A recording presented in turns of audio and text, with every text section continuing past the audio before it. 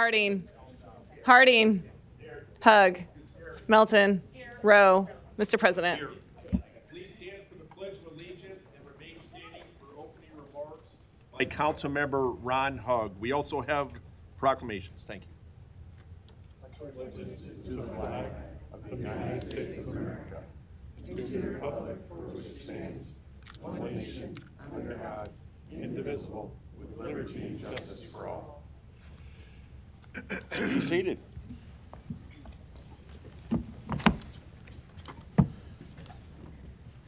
My opening remarks are just going to be the presentation of a few proclamations. And I apologize, but just for expediency's sake, it's going to kind of be a group event. And I'm not going to read the full thing, but I'm just going to give kind of a brief explanation of what we're doing.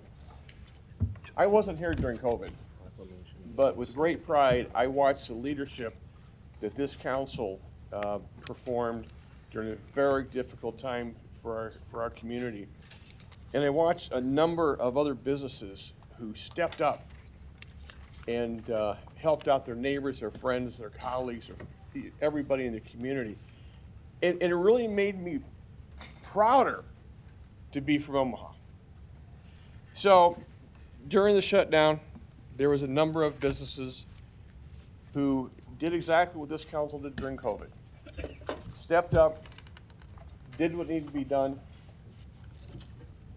out of kindness, out of generosity, out of a commitment to the community. So I want to thank those businesses who are here today. And unfortunately, I left my glasses at home.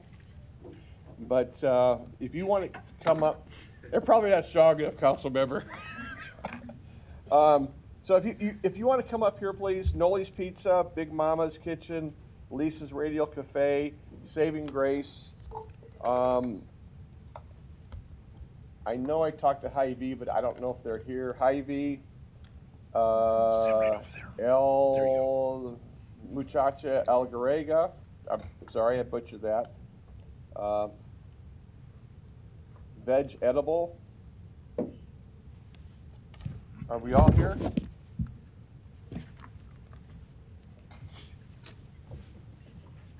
So again, I want to personally thank you, and on behalf of the council, for stepping up and doing what makes Omaha great. And you definitely exhibit that. So thank you very much.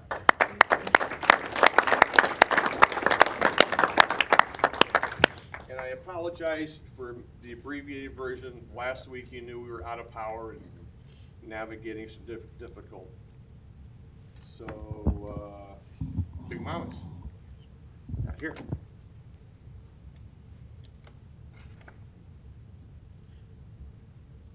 El Muchacho Alegre. There you go. Thank you very much. Thank you. And now, how do you say it? El Muchacho Alegre. El Muchacho. Yep. El Alegre. Alegre. The happy boy. I'll try to remember that next time. Thank you. Hy-Vee's not here, I'm sure.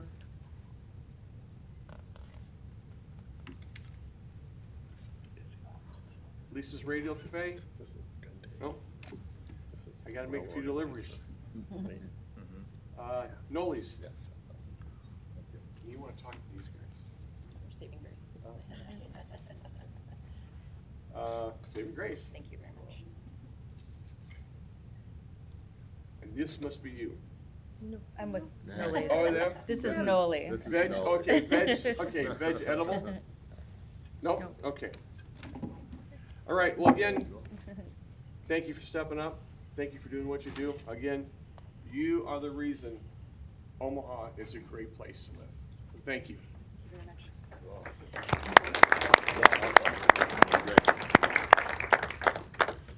We now have a proclamation to be read by Councilmember Don Rowe for the libraries.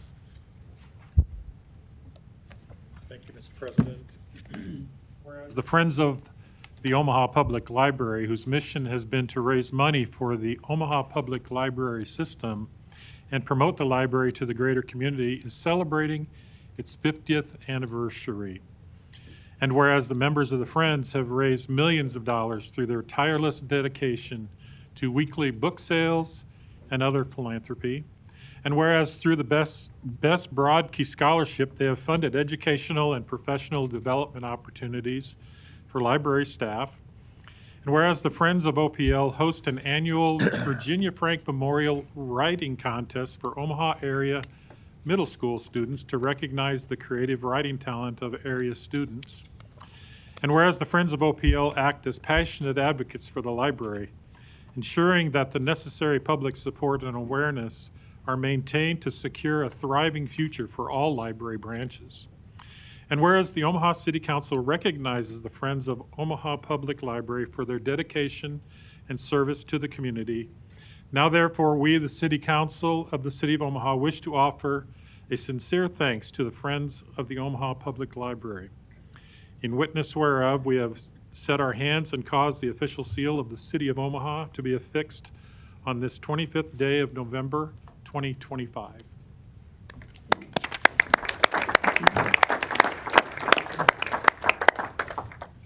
Thank you, Councilmember Rowe. We now have some remarks for Councilmember Melton. The floor is yours. Thank you. We just have some visitors here from Marion High School. We have seniors, Maeve, Caroline, Audrey, and my niece Ella. They're here visiting, learning more about government, and just let everyone know they're going to be eligible to vote within the next year and even run for office. So we welcome the Marion students to our council meeting today.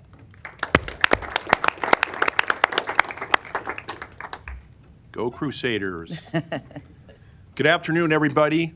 Welcome to this meeting of the Omaha City Council. As a courtesy to those in attendance and to facilitate the conduct of our business, we ask that you please silence or turn off all electronic devices. As a reminder, you will have 3 minutes to speak on an agenda item. Please stay on topic. If you would like your comments entered into the public record, you can email the city clerk's office at cityclerk@cityofomaha.org. The council members receive these emails and we read them. Finally, council members may ask members of the audience back up for clarifying questions, but not for extra time to speak. I would also like to remind council members to speak clearly into the microphone so the audience members in attendance and at home can hear. And also people that come up to the microphones in front of us here, please make sure that microphone's in front of you for the same reasons as well. Thank you. And just real quick, an affidavit of publication is on file, and a current copy of the Open Meeting Act is posted in a white binder on the east wall of legislative chambers. Skip right over it then. Item 6, to consider a Class D liquor license for Big Meats located at 4867 South 137th Street. I will now open the public hearing on item number 6. I believe we have someone by Zoom. Mr. Patera, Yes, I am here. you're the applicant, and if you have any questions, what's your name and address, please? My name is Ryan Patera, and then my physical address for my home is 19855 L Street. It's Omaha, Nebraska. Thank you. Are there any proponents here on item number 6? Seeing none, are there any opponents? Public hearing is closed. Got a motion and a second. Roll call. Festerson. Yes. Goodwin. Hug. Melton. Harding. Yes. Rowe. Mr. President. Aye. Motion passed 7-0. Consent agenda. Any member of the City Council may cause any item placed on the consent agenda to be removed. Items removed from the consent agenda shall be taken up by the City Council immediately following the consent agenda in the order in which they were removed unless otherwise provided by the City Council Rules of Order. The public hearing on agenda items 7 through 13 were held on November 18th, 2025. Any council discussion? Get a motion? Got a motion and a second. Roll call. Festerson. Yes. Goodwin. Harding. Yes. Hug. Melton. Rowe. Mr. President. Aye. Motion passed 7-0. The public hearings on agenda items 14 through 21 are today. If you wish to address the City Council regarding these items, please come to the microphone, indicate the agenda item number you wish to address, identify yourself by your name, address, who you represent, and if you are a proponent or opponent. I will now open the public hearing. Are there any proponents?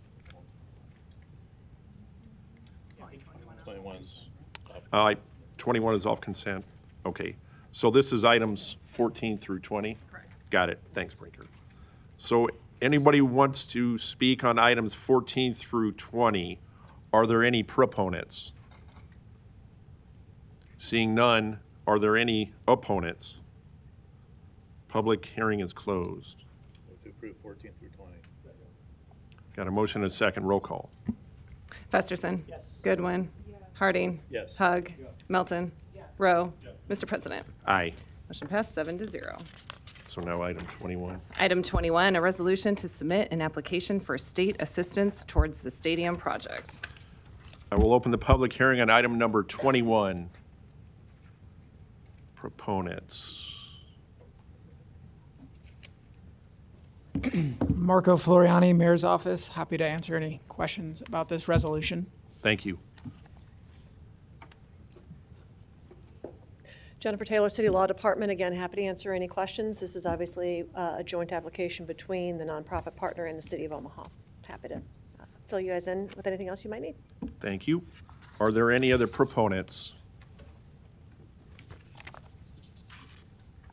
Council members, good afternoon. David Levy, Baird Home Law Firm, 1700 Farnham Street, on behalf of Union Omaha, Alliance Omaha Soccer, and Downtown Soccer Stadium, Inc., which are all our affiliated entities that will be Downtown Soccer Stadium, Inc., will be the joint applicant for the turnback application if this passes with the City of Omaha. Just a few brief remarks. I know that we'll have a public hearing on a bond ordinance in 2 weeks, and so I'll reserve most of my remarks for that. But I want to thank you all first. This is a milestone in a long and really exciting journey for the City of Omaha, in my view. This is one step. Again, what's before you is simply an authorization for the City of Omaha to join with my client in applying for state turnback tax incentive. The turnback revenues would help fund the cost of building the stadium. That's where they would go. That's what they're allowed to do by statute. We have an estimate from a firm called Municap that many of you are familiar with. It's a very well-known, very conservative public finance firm. Their analysis shows that at the end of the 20-year turnback period, the stadium would have received its maximum amount under statute of $25 million in turnback revenues, whereas the state of Nebraska during that period would have received more than that, over $25 million. After that 20-year period, the state of Nebraska receives all of the turnback revenue. So this is an important incentive for this, again, I think, great and really momentous project for downtown Omaha and the urban core and Omaha at large. But as these incentives go, I think it's important for the council to know that this is revenue that is not being generated today, would not be generated without this project, and provides immediate and long-term sales tax benefits to the state of Nebraska, as well as helps facilitate this project, which makes all of this go. Just a few statistics as an overview, and again, I'll be happy to answer any questions, but I'll be brief today. The stadium would have about 6,500 fixed seats. Total capacity would be about 8,500 with standing room only and berm seating. The stadium is the anchor. This isn't just a stadium project, and I don't have this on here very well, I'm sorry. The stadium really anchors a mixed-use district. You can see the stadium here in the foreground. This is looking south toward downtown or southwest. The buildings you see there in the distance are mixed-use buildings. Those are apartments, those are retail, office, things like that on the ground floor. So about 500 apartments, about 40,000 square feet of retail. And with the mixed-use development, this is about a $400 million total investment, with about 3/4 of that being private toward the mixed use.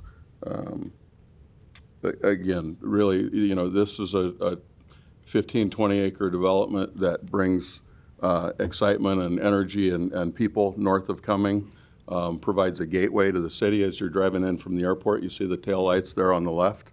Those are cars coming on Abbott Drive. This would be a great gateway and front door to our city at that location as well. So with that, again, thank you for your consideration of this. This is, again, one small step and a Thank you. big journey, and happy Thanks. to I answer gotta any stop you at questions. 3. Thanks, Mr. Levy. Are there any other proponents here today? Seeing none, are there any opponents?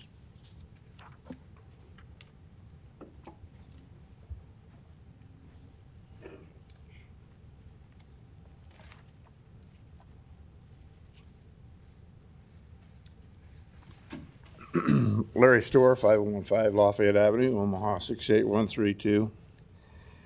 This is another one of those projects where we're projecting that things will happen just out of thin air, that we'll pay these things off. For kind of like Wimpy, it says, I'll pay you tomorrow for a cheeseburger today. Well, what if people don't want to go to the stadium? What if they don't want to buy anything at the stadium? Where are you going to get the money to pay it off then? There's a lot of what ifs here. No guarantees that people will show up and spend the money that's going to pay for it. So I suggest that you find a different form of financing. It's another one of those things about, well, it won't happen unless we finance it with TIF or with bonds that wealthy people buy. The general public doesn't realize that if it doesn't work, it comes out of their pocket. Thank you. Thank you. Are there any other opponents here on item number 21? Seeing none, public hearing is closed. And we have lights on. Councilmember Fesserson, you are recognized. Thanks, Mr. President. So this is soccer day today with this item and our next item I think we're taking up, which I think is exciting. As a former soccer player myself and as someone who cares about this sport and the growth of our downtown area, I think this is exciting news, like Mr. Levy described there. And I thought I did a nice job of explaining this is just the first step. The city must be a co-applicant on a turnback application, which is why it's before us today. But also the city would potentially own this stadium. In further documents we'll have and discussions we'll have coming before the city council. There are other items on this topic even today, coming with a land purchase with a public hearing, I believe, in 2 weeks. And then I think, Mr. Levy, a much more detailed redevelopment agreement would still come before the council that would include a lot more detail for council members and for the public. Is that an accurate assessment? Or Ms. Taylor, too, if you'd Yes, like? sorry, Yeah. I'm hiding back there, but yes, absolutely. Thank you. What's the timing of that document? I'm going to look at Ms. Taylor and Mr. Floriani here. My hope is that we will be before the council with that document in the first couple months of next year. We want to move very quickly. The goal is to have the stadium open in 2028, and that requires starting construction in 2026, which requires getting the redevelopment agreement and all of those documents in place. We have a lot of work to do. And would we anticipate having a turnback application decided upon by that time? We hope so. Yeah. We don't know exactly the state's timeline and with the legislative session coming up, it's even harder to predict. They potentially hold a hearing on these things. There's a committee that approves these at the state level. They meet every month if they have business, but they don't necessarily have to meet every month. So we don't know exactly when the state will take up the application. But if the council approves this today and the ordinance to purchase the land is approved in public hearing in 2 weeks, vote in 3 weeks, then we would file the turnback application immediately thereafter. Great, thank you. Thank you. An important part of the mix here, and as you, I think, aptly described, captures only new sales tax from the development itself that otherwise is not there in the first place. So I think it's an important tool for development in downtown and virtually every stadium we've been able to accomplish here in the city. And we would hope the state would look upon this favorably to help make this possible. So I'd be supportive of this today and supportive in coming weeks. I think it's a great to have our second professional sport located downtown and what it will do for the Future Forward area and Millworks Common and what has been a challenging site for our city otherwise that has previously gone undeveloped. So I'm excited to support this. Thanks for your patience in getting to this stage. It's been a long road, I know, for this project, but it's great for Union Omaha, and I think great for sports in Omaha, too. And just to get it on the floor, I'll move approval. Got a motion and a second. Thank you. Councilmember Melton, you're recognized. Thank you very much. And first, I want to say I appreciate the fact that you used Municap to do this analysis. The city used Municap a number of years ago, and Municap actually does very conservative, it uses very conservative numbers to make sure that whatever the city is doing, especially for purposes of bonds, that they're going to be able, the project is going to be able to perform to pay off those bonds. And I think we've already seen that with the Municap study that we have. What they said is actually, we're seeing it come to fruition now. And so I think that that's using an expert. So it's not just us sitting here or Mr. Levy saying this is what it's going to do. We actually got experts to be able to tell us. And one thing that wasn't mentioned, and since we have some girls from Marion here today, is one of the teams is going to be the first. It'll be a professional women's soccer team that's going to be housed at this soccer stadium. So it'll be not only men playing at this stadium, but we will actually have our own women's professional team at this Union Soccer Stadium. So that's something I'm very excited about. I too played soccer, maybe not very well, and I played at Tranquility, which is coming up next. And I've attended some of the Union soccer games out at Warner Park, and albeit, Sarpy County is wonderful and growing out that way, but I would love to see this in downtown Omaha. And I think being right next to the CHI Stadium, right next to the baseball field, I think it's an addition to our downtown that, again, will almost give it another transformation. I agree. I don't want to use taxpayer dollars to fund a lot of these things, but that's why this is a turnback tax. So the money wouldn't exist. In fact, Ms. Taylor, the land that we're using, it's completely undeveloped. There's nothing there. Is that correct? Jennifer Taylor, City Law Department. That is correct. At present, it is owned by Union Pacific. Their use of that property is generally to support some event space that they do during the College World Series when they have their train come up. Otherwise, it is pretty much a significantly underutilized parcel of property. And so right now, the only revenue coming from that property is a very minimal property tax because it's railroad land owned by the railroad, so it's not as much as a normal property tax assessment. That is correct. Okay, so really, we're getting no revenue from this land whatsoever. Correct. And I want to clarify for the turnback tax, 100% of the tax doesn't go back to the project. This calls for 70% of the sales taxes will go back to the property. So this is only in regards to sales tax. And 30% will then go to the state, and the city. The other 30% will go to the sales taxing government entities. Correct? Of the state sales tax, yes, 30% will be retained by the state. 70% will be turned back to the city to use towards debt service for the development. The city will obviously independently retain its 1.5% local option. And I think we talked earlier, and I know that the agreement you haven't completed the agreement. But somebody said something, what if it just fails? Then the taxpayers will be on the hook for this.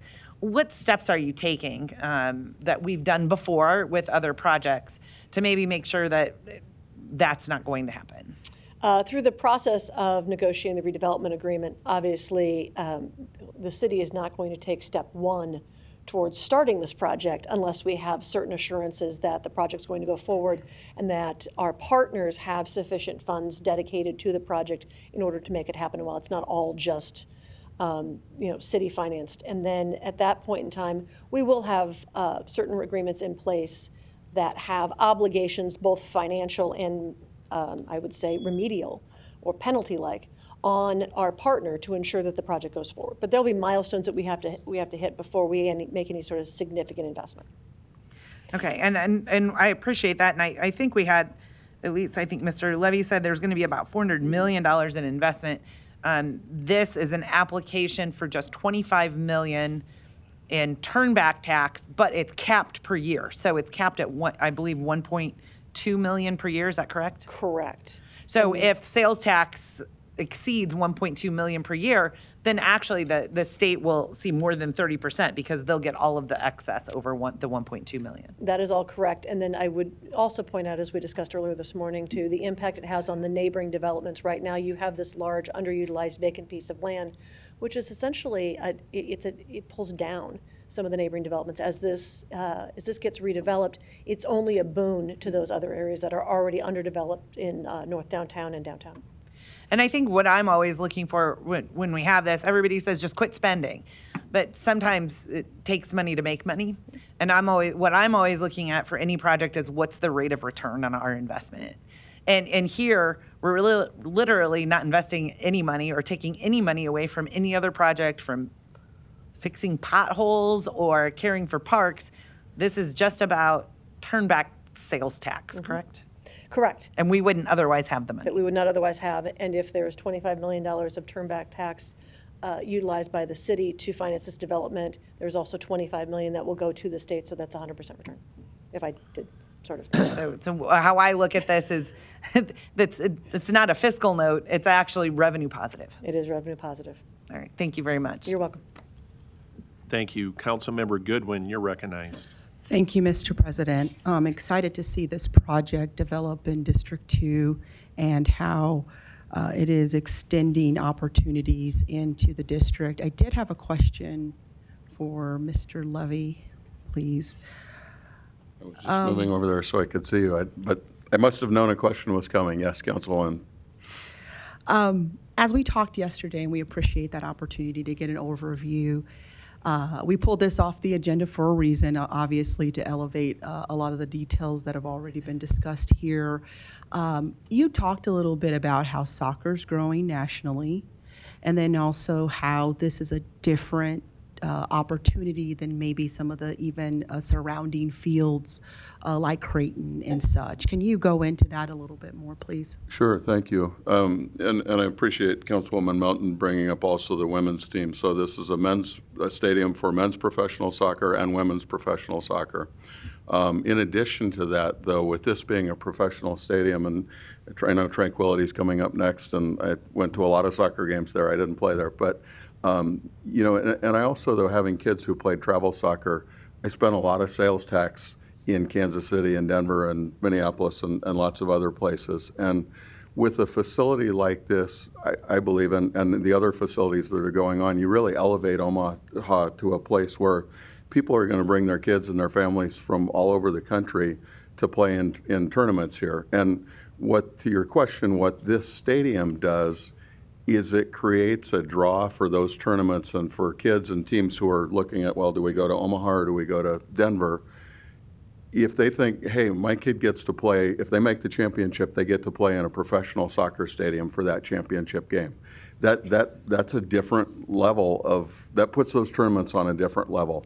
That puts the demand for things like Tranquility and Levi Carter Park and the other facilities that are going on in town at a different level. It really puts Omaha on a different map with regard to soccer, and I think even youth sports. This field could be used for lacrosse, for example, than we're on now. So it's not, to me, overlapping, but it's really additive to those other facilities and those other projects that are coming, and you all hear about it all the time. Those projects are very popular, and there's a great demand for youth sports fields and youth soccer. I believe soccer is the fastest growing youth sport in the country by some measure, and this will help Omaha be a part of that growth and help the urban core be a part of that growth and benefit from that growth.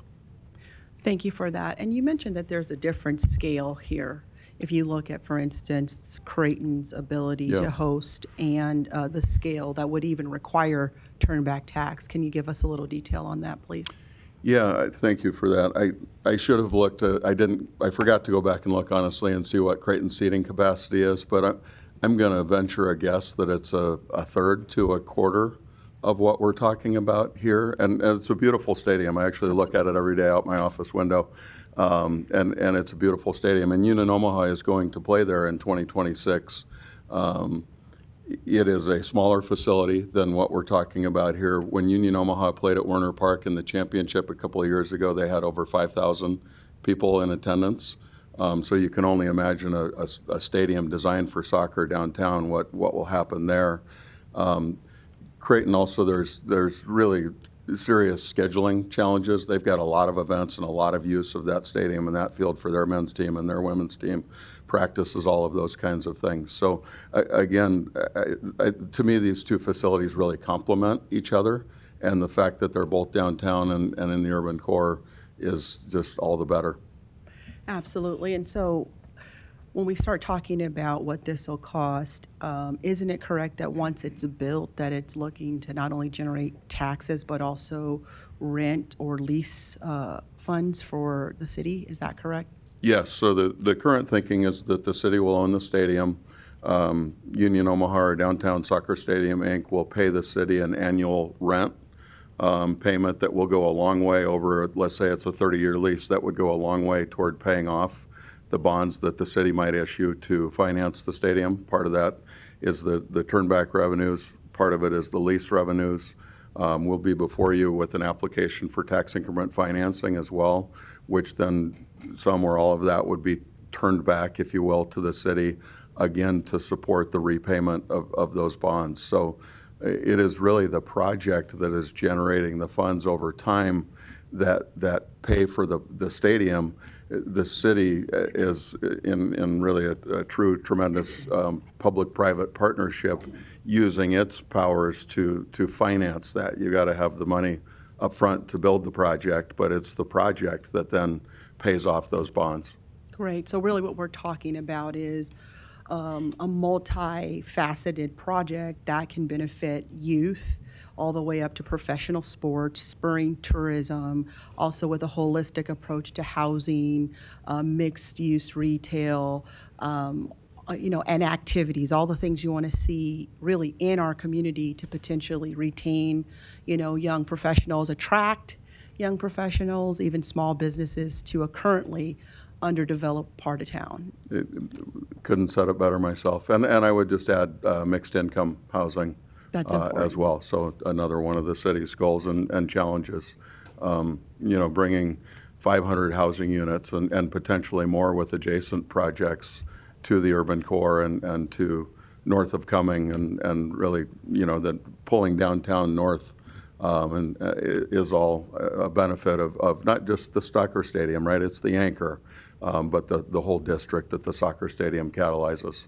Right, and we talked about how we'd look at how Levi Carter Park, as you'd mentioned before, can, not necessarily be connected, but really I think people want to understand that development is moving north, but there's opportunities to really, redevelop even further north that includes North Omaha or Northeast Omaha. Yeah, absolutely. And my clients have formed another nonprofit entity, and I apologize, I'm forgetting the name of it right now, but the sole purpose of that nonprofit entity is youth programs and community programs and other things like that. So they are very committed to the community and to youth in the community and exactly what you talked about. And they see this facility as an opportunity to really make good on that commitment writ large. Yeah. Well, I love this for Omaha. I love this for District 2. And as we move forward, you'll have my support on this project. Thank you.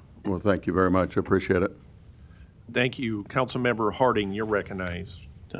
David, please. I'll give a little historical perspective first to pick up a little bit on what Councilmember Melton was talking about. About 30 years ago, the city was in discussions with Pinnacle Foods about relocating their facility off of 12th and Capitol and looked at the Union Pacific ground, which we're talking about here, to relocate their facility there so that was a potential site for the what's now the CHI Center. Turned out that for a number of reasons it didn't happen, and the CHI Center ended up somewhere else. But for the last 30 years, that ground has basically sat idle. Mm-hmm. And except for during the College World Series, when the Union Pacific Railroad brings in their train to host events, it gets little, if any, use otherwise. So to see something like this be an opportunity for that site, I think is really tremendous for the city. But that's approximately 23 acres or so, I believe, 25 Yeah, maybe. 25 acres.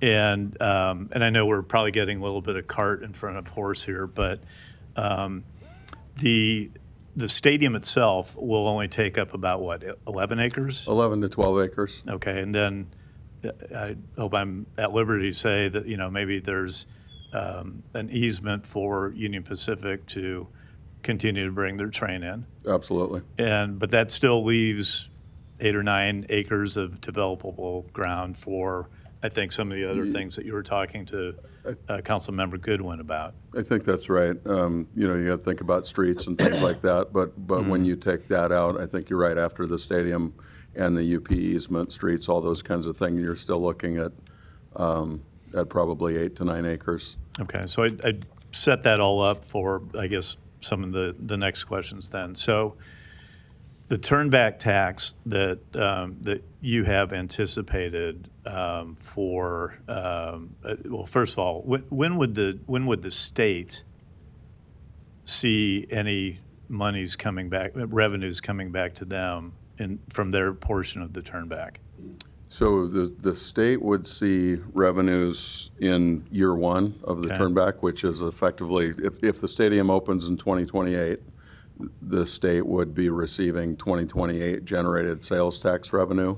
The MuniCap estimate for that first year is that the state would receive about $200,000 in sales tax. In that first year also, though, as things are getting going,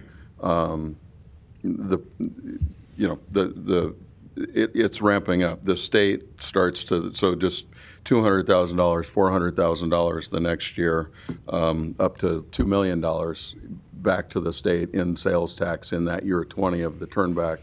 And then the turnback goes away and the state receives all of the turnback revenue from then on. And I do want to make the point, Councilwoman Melton, you brought this up a little bit too.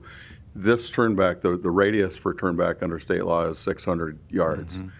This is all new turnback.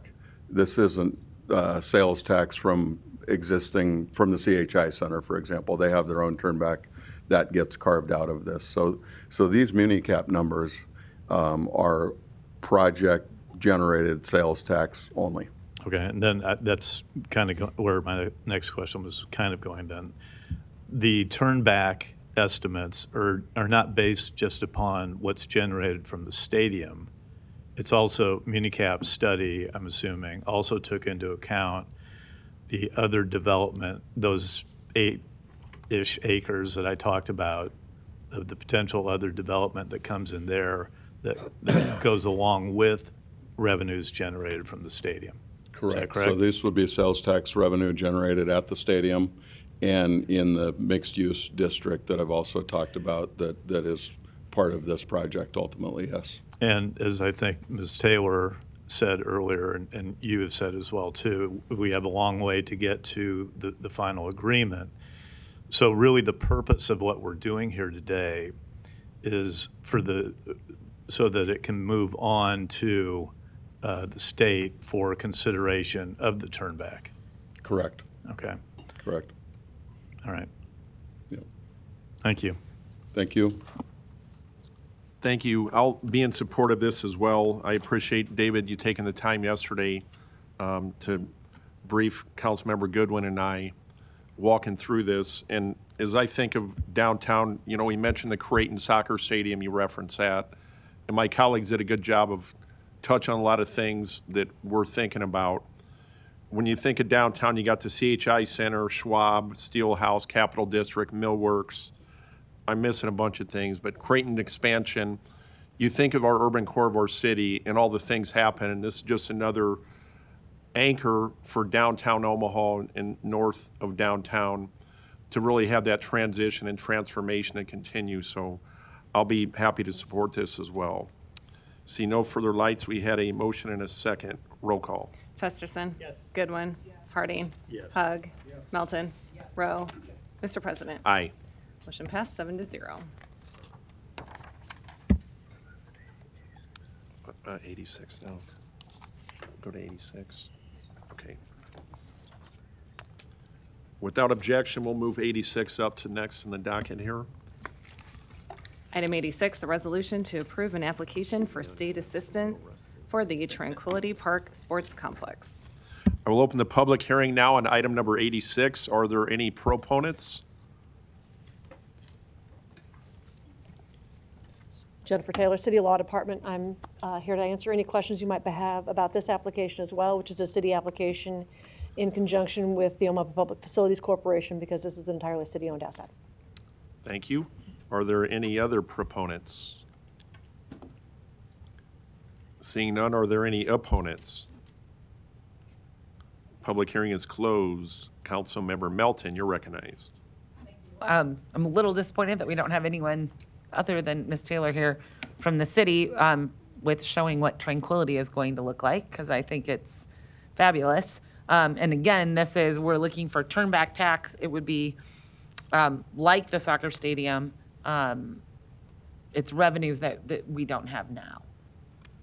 And so I think that's important to note, that there won't be probably any development unless we're able to expand Tranquility.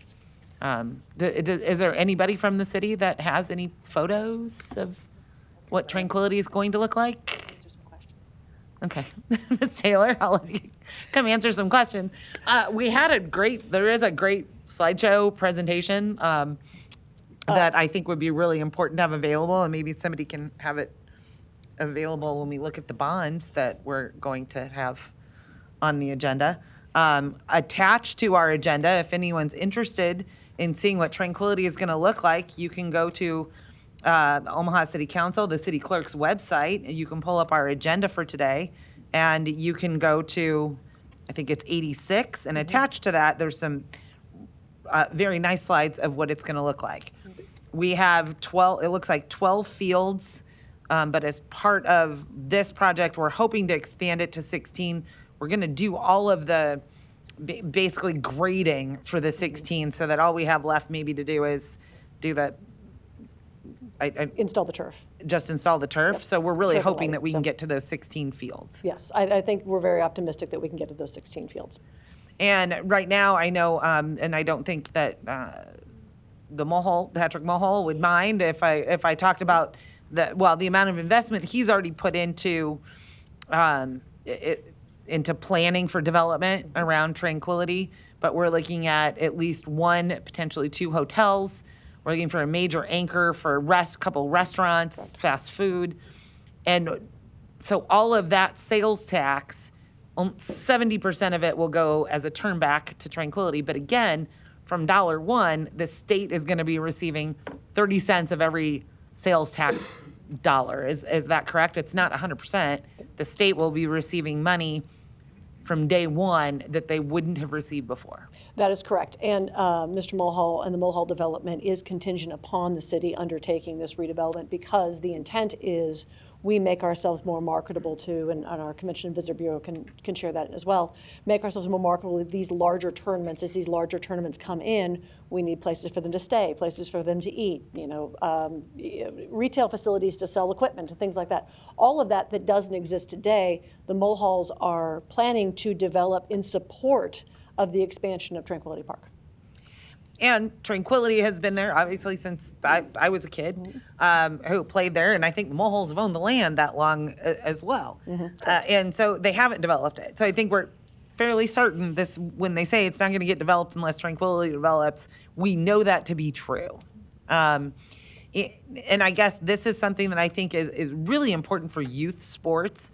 Again, we've been trying to find the funding for Tranquility at least since I started council 13 years ago. I know I've been working on this, kind of been my dream project, so to speak. And I think that we finally have gotten to a point where the project will pay for itself, but we definitely need the turnback tax in order to make that happen. The other revenues will be the users will pay for that. So this project, again, is paying for itself. We're not using taxpayer dollars. We're not using the general fund. We're not using money, again, that would pay for road repair or park maintenance or anything else that the general fund would pay for. Is that right? A large part of this project is being paid for with brand new revenues, the sales tax turnback, some occupation tax, and other such revenues. Obviously, revenue generated by larger tournaments helps as well, and there is some budgeted funds that are dedicated towards the park today. But other than that, yes, this is largely funded by new revenue. And none of the development around Tranquility, it even qualifies for tax increment financing. So we'll never see a project come up for tax increment financing for any of that development. Correct. And in addition to the sales tax, we're only talking about turnback tax for the 600 yards, which there's really virtually no development, and it's pretty limited. But I think that these large, I mean, you have 12 to 16 fields, people coming in, they're going to be spending money outside of the turnback tax. They'll be up at Target. They'll be up at 132nd. I mean, yes, there's a lot of area outside the 600 yards that will benefit from the expansion of Tranquility Park. And I know we probably don't have those figures, but the state will see 100% of all of that money between the hotel tax, additional sales tax, and I think even development outside the 600 feet because of Tranquility, we'll see the property tax from that as well. Because there won't be any TIF. So I think that there's actually a lot of money that will be generated. Again, this will be revenue positive, no fiscal note, and the state will see an increase in revenues from day one. Is that exactly accurate? Correct. Okay. Thank you very much. You're very welcome. I'm asking for everybody's support on this. It's a long time coming, and the location of this actually benefits kids from all over our community. And I also think it's a great partnership with Levi Carter because we can do a lot of bigger tournaments, and it's actually pretty easy because this is kind of right off 680. It's actually easy to get to from really anywhere in the city, and so I think that this is kind of a great development to go along with Levi Carter, and then hopefully with a Union soccer stadium, we kind of have this focus on soccer that's always been there in Omaha. We've always been a big soccer city, at least for the youth.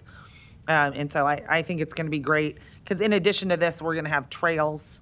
There's some mountain bikers. I went to that last year, which was really neat. And we're going to make some improvements there. So we're not going to be taking away from the trails that are being used by other people other than soccer users. And some of these fields, I think we mentioned, could be used for lacrosse as well. These are multi-purpose fields. So they actually can be used for a variety of different sports. Rugby, field hockey, lacrosse, soccer. So these are multi-purpose turf fields lit at night. Don't have to rest, longer usage periods because of lighting. The opportunities that the city has to bring in all kinds of different activities to this park with this expansion is unlimited. All right. Thank you very much. I appreciate all your work on this. You're welcome. Thank you. Councilmember Festerson, you're recognized. Thanks, Mr. President. This is the second big soccer item on the agenda today that I referenced in my original remarks. And if that downtown stadium is about young professionals, I think this one is about young families.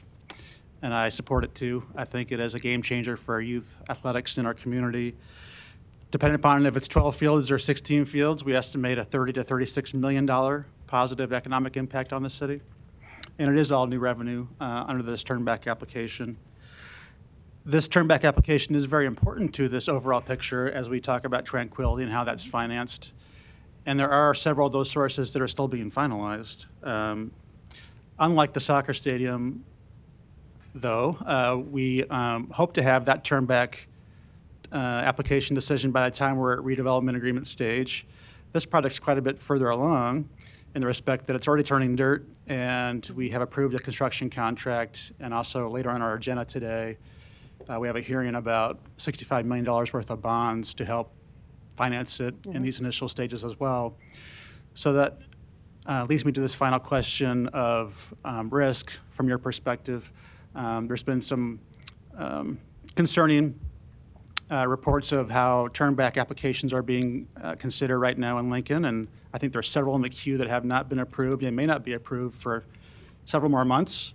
We're hopeful these two projects are not in that mix, and I think they are different, and they are producing new income to both the city and the state. But for whatever reason, should that not be approved or should that be delayed, I'd like your comments on potential risk given the construction contract we have and the potential for bond approvals here in a couple of weeks. Jennifer Taylor, City Law Department. I am not specifically intimate with all the details of the Kiewit contract, but most of our contracts are if we are done in stages.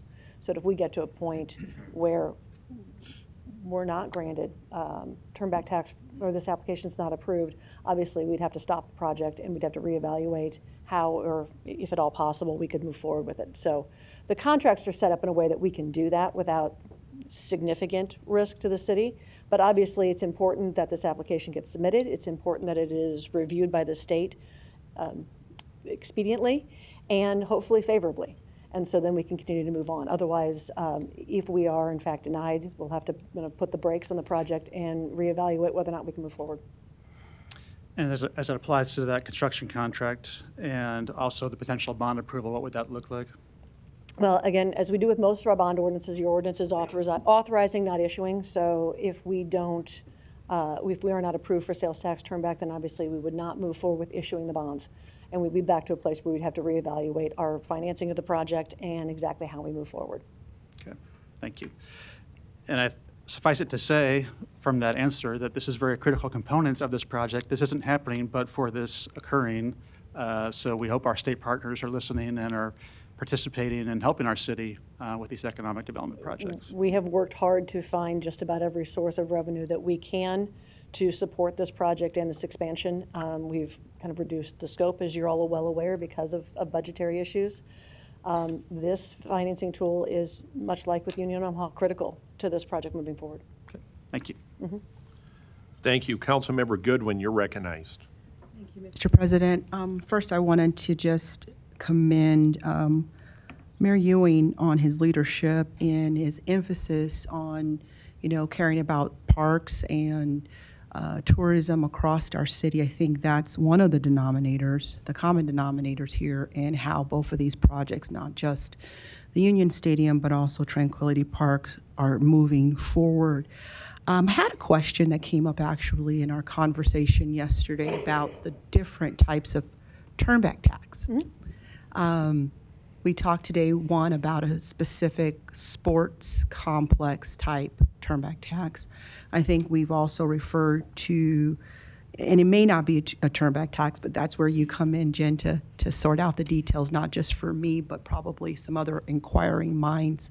The hotel tax, but could potentially also be a turnback tax, maybe not. So I'll stop there before I get into the weeds.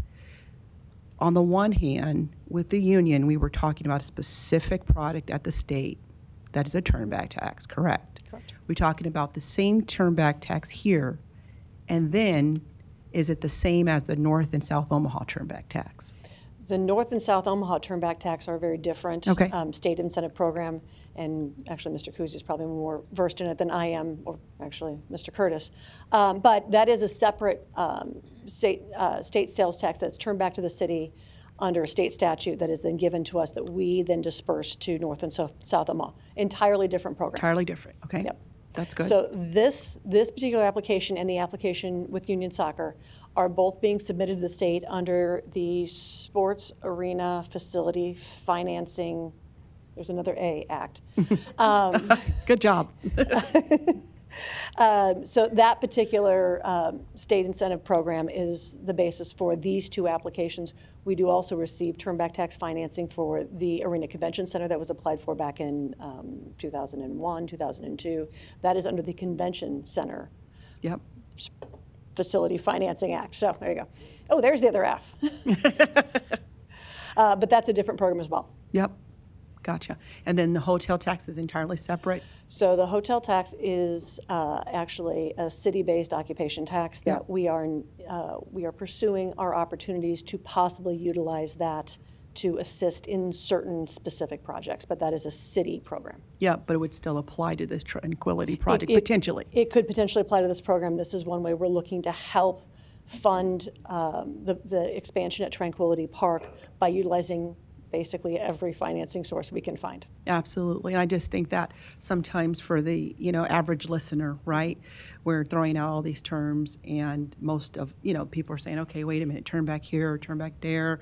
Is this Tranquility project going to touch, dollars for North and South Omaha, and that's not the case. There are very different programs for different types of use under the various statutes that are provided either by the state or local government. Correct, and it is hard to keep track of all of them. Although we do not have a ton of incentive programs at our disposal, we are trying to use the ones that we have to the best of our ability. Yeah, thank you for that welcome. clarification. Of course. Thank you. Councilmember Rowe, you're recognized. Thank you, Mr. President. I saw Jacqueline sneak in. Did you want to be called up, or you have something to contribute? I don't want you to just be left hanging out there. Hi, Jacqueline Morrison from the mayor's office. One of my coworkers said that Councilwoman Melton had asked about pictures, and I said, yeah, of course we have pictures. So I was running down with pictures in the event that anyone needed visual images of the park. Well, while you're here, And now I've got to figure out how to, if I can. while you're doing that, I wanted to make another comment on sales tax. So, the taxes, the sales tax that we're talking about in this turnback is based on operations, right? It's the facilities operating or the development operating. None of us have really talked about the sales tax generated by the construction of the development. And that's where, that multiplies significantly the amount of sales tax that's generated and how much we collect. And I don't think that's subject to, that's just the turnback. That just comes into our operating expenses here at the city. So every time you see a hotel being built or a sidewalk being framed with a 2x4, those materials are being taxed and generating sales tax as well, and will be a benefit to the city. Okay. I did not bring a flash drive, but I'm going to try my best to show my screen. Thanks, Councilman Rowe. Councilmember Melton, you're recognized. Tag team, I'm the one that asked for the pictures, so I thought if you can pull them up. I think it, it's just great to see what the fields are going to look like. We're going to have a new concession stand, I think new playground for kids, and also we're going to do maintenance on the current parking, and then add additional parking. Is that right? That's correct. That is all correct. So, just trying to zoom out just a little bit. But if you can see here, this shows the layout of the first 12 fields that would go in. There is additional parking on the east side of the park, as well as on the north side of the park. And then I'll scroll down. You can see some of the seating furnishings that will be used. It's very similar to what you see at the Riverfront Park, just an upgraded park experience. A lot of the feedback that we received is people want it. Right now, Tranquility really looks like athletic fields, and they wanted to restore that park-like experience. And so the design team has looked at what are the opportunities to do that. Well, and also in addition to this, which is separate from the cost of this project, but as part of our CIP, we will be expanding Fort Street along that, and part of that is the bridge. Yes. That's on the north side. And I think that's really important, especially for the people that live around Tranquility. One of the things we did was we widened 120th Street. We had to go after funds for that. And that is something we had to do first before we could even start this project, and that was completed. So now the next step will be Fort Street. Absolutely. We have the improvements that happened at 120th and Maple. The next improvements that you'll see will be 120th and Fort. Part of it, the big expense to get started is that bridge, and so that bridge will happen alongside this project. One of the things that we looked at with the park too was the circulation, and so you really want 3 entrances and 3 exits to the park, and so there will be roadways added within the park to make sure people can get in and get out, and that they aren't backing up traffic on any of those main streets, which people from the neighborhoods will use. And so a lot of thought was given to those traffic studies to make sure that we had good circulation through the park. So this image right here shows kind of what some of those fan corridors will look like. And so there will be one of the things that we're excited about that was just announced with Nebraska State Soccer, there is a Nebraska State Soccer Hall of Fame that doesn't have a home. And so we are working with Nebraska State Soccer to give the Nebraska Soccer Hall of Fame a home where they can honor people who have both played soccer in the state, but also have some ties to the to Tranquility Park.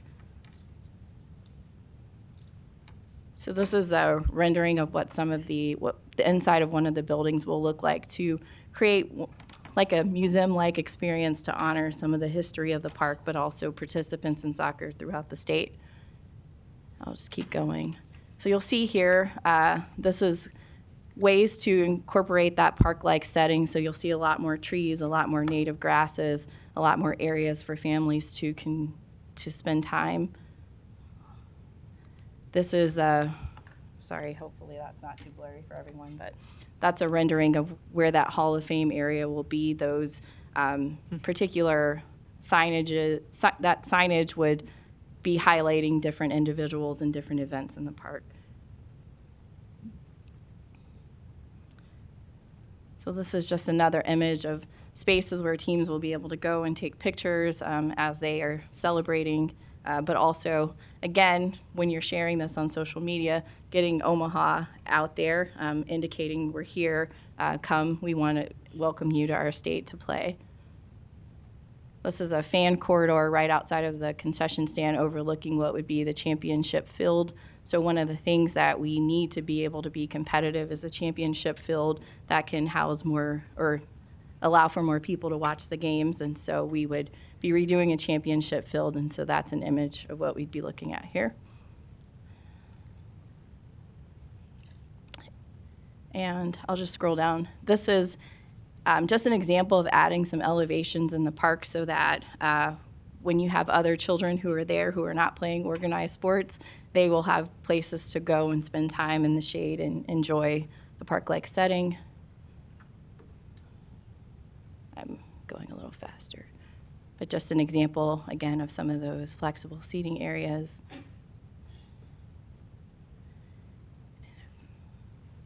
was hoping to get to, I think I might be at the end of the slide deck, but there is also the trail component. So right now there are natural surface trails within the park. We've partnered with Thor to do a conceptual design. Currently, Tranquility is our only, I believe the acronym is NICA, trail that we have to allow for competitions for mountain bike in the city. And so we will be updating those trails to be able to accommodate NICA and mountain biking competitions. And then we'll also be adding some more paved trails so that people will be able to walk around if they're not engaging in the sports activities. So that's just some updates on the park. Thank you. Thank you for coming down and showing us those renditions, because I thought they were really neat, and I wanted people to be able to see really what Tranquility can be transformed into, what we're looking at doing. Yeah. And so, again, this is revenue positive for the state. The state wouldn't have that revenue without it. And we're also going to get, an absolutely beautiful park for the citizens of Omaha, but then one that we can make money off of too. So it's kind of a win-win. If you don't mind, if I have a second, I can show you another document that I thought was also interesting. We had some analysis done of where people come from when they visit Tranquility Park. And so each one of these represents a household that was going to the park. And so you can really see that this park is frequented by everyone throughout the city of Omaha. So this is City of Omaha's park and the place where we go to play. So just thought that was a good slide from the conversation, one of the previous conversations we had. And the last piece I'll share, if I can get there pretty quickly.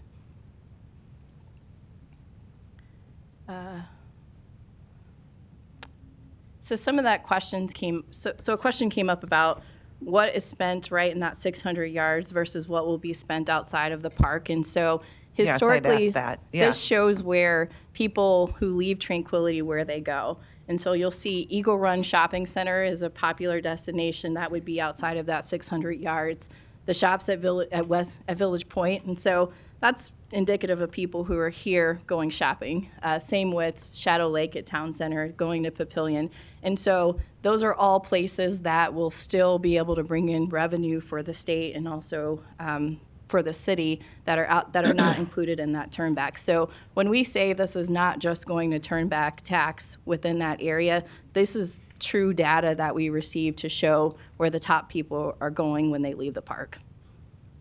I'd probably question the Shadow Lake, but all the rest of them I think are right by Tranquility. Shadow Lake's a little farther than 2 miles, but all of the rest of them, yes, and that'll be 100% of that additional tax revenue will benefit the state of Nebraska. Absolutely. And not just the city of Omaha, but I mean the entire state of Nebraska. Yes.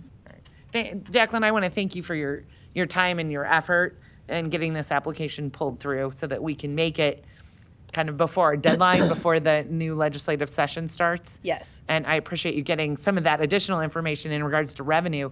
I think that's going to be the important story to tell. Okay. Is that additional revenue outside the 600 yards? Yes.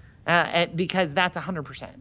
Yes. And I think that's I think that's what gets us over that hurdle for the turn back tax approval. At least that's what I'm hoping. Okay. So I appreciate your efforts. Thank you so much. Thank you. Thank you. Councilmember Harding, you're recognized. Thank you.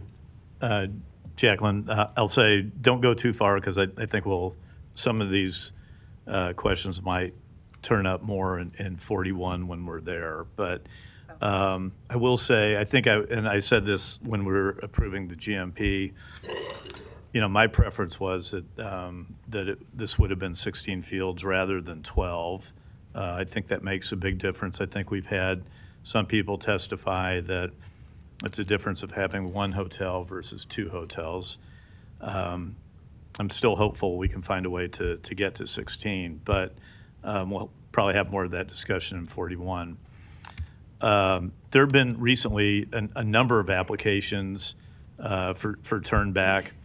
And again, this is really the only thing, as I understand it, that we're doing in this action is that this is so that we can have this application be on the December meeting, if there is a December meeting of the Turnback Committee in Lincoln. But there have been a number of recent applications that focus on youth and in particular youth sports, be it soccer, be it volleyball, baseball, cheer, lacrosse, you name it. But they're all, I think what's interesting about these applications is that they're all about youth. And in particular, youth sports. And I think that's great for a community because I think that's something that we can really be building on that's really important, one of those important components about making sure that we keep families around here, we keep and encourage families to move here. Remember, Forbes voted us the #1 city to move to in America in 24.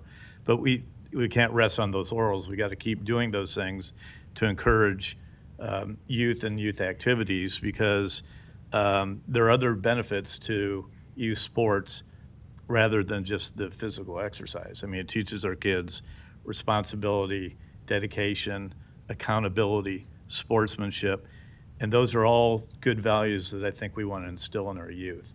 And I think I'm a big believer in that youth sports can be a great pathway for that. So I would actually encourage those who sit in those decision-making seats to approve all the turn-back projects that are in front of them, if they can make the case for them being revenue positive. But I think these are important components to make sure that this is how we want to grow our city. And this is the kind of activities we want our youth to be involved with. So I know we'll have some more discussions in 41, I think, on the bonding issue of it, but at least for the application part, I'll be supportive. I'll be supportive for the turn back. Got a motion and a second. No further lights. Roll call. Festerson. Yes. Goodwin. Harding. Yes. Hug. Melton. Rowe. Mr. President. Aye. Motion passed 7-0. Item 22, an ordinance to approve a contract with Dale's Trash Service for 2026 litter can collection services. I will open the public hearing on item number 22. Are there any proponents here today? Seeing none, are there any opponents? Public hearing is closed. Item 23, an ordinance to approve a storm sewer maintenance agreement with Invest Omaha SC LLC for the CIP Saddle Creek Apartments located at 1012 South Saddle Creek. Public hearing is now open on item number 23. Are there any proponents? Seeing none, are there any opponents? Public hearing is closed. Item 24, an ordinance to approve the Charles Street Townhomes Tax Increment Financing Redevelopment Agreement. Public hearing is now open on item number 24. Are there any proponents? Seeing none, are there any opponents? Public hearing is closed. Item 25, an ordinance to approve a parking lease agreement with River North Transit LLC for the lease of 8 parking spaces at Hitchcock Park. Public hearing is now open on item number 25. Are there any proponents? Seeing none, are there any opponents? Public hearing is closed. Item 26, an ordinance to approve the Second Amendment to the cell site license agreement with Verizon Wireless for communications equipment located at Tranquility Park. Public hearing is now open on item number 26. Are there any proponents? Seeing none, are there any opponents? Public hearing is closed. Item 27, an ordinance to approve the cumulative final work authorization number 9, establishment of binding guaranteed maximum price for Hosman Construction for the construction of Levi Carter Park Activity and Sports Complex. The public hearing is now open on item number 27. Are there any proponents? Seeing none, are there any opponents? Public hearing is closed. Item 28, an ordinance levying a special tax assessment on properties for Litter Group 2026-01. Public hearing is now open on item number 28. Are there any proponents? Seeing none, are there any opponents? Public hearing is closed. Item 29, an ordinance levying a special tax assessment on properties for Weeds Group 2026-02. The public hearing is now open on item number 29. Are there any proponents? Seeing none, are there any opponents? Public hearing is closed. Item 30, an ordinance levying a special tax assessment on properties for Trees Group 2026-03. The public hearing is now open on item number 30. Are there any proponents? Seeing none, are there any opponents? Public hearing is closed. Item 31, an ordinance to accept the bid of Great Plains Uniforms LLC for uniforms for the Omaha Police Department. Public hearing is now open on item number 31. Are there any proponents? Seeing none, are there any opponents? Public hearing is closed.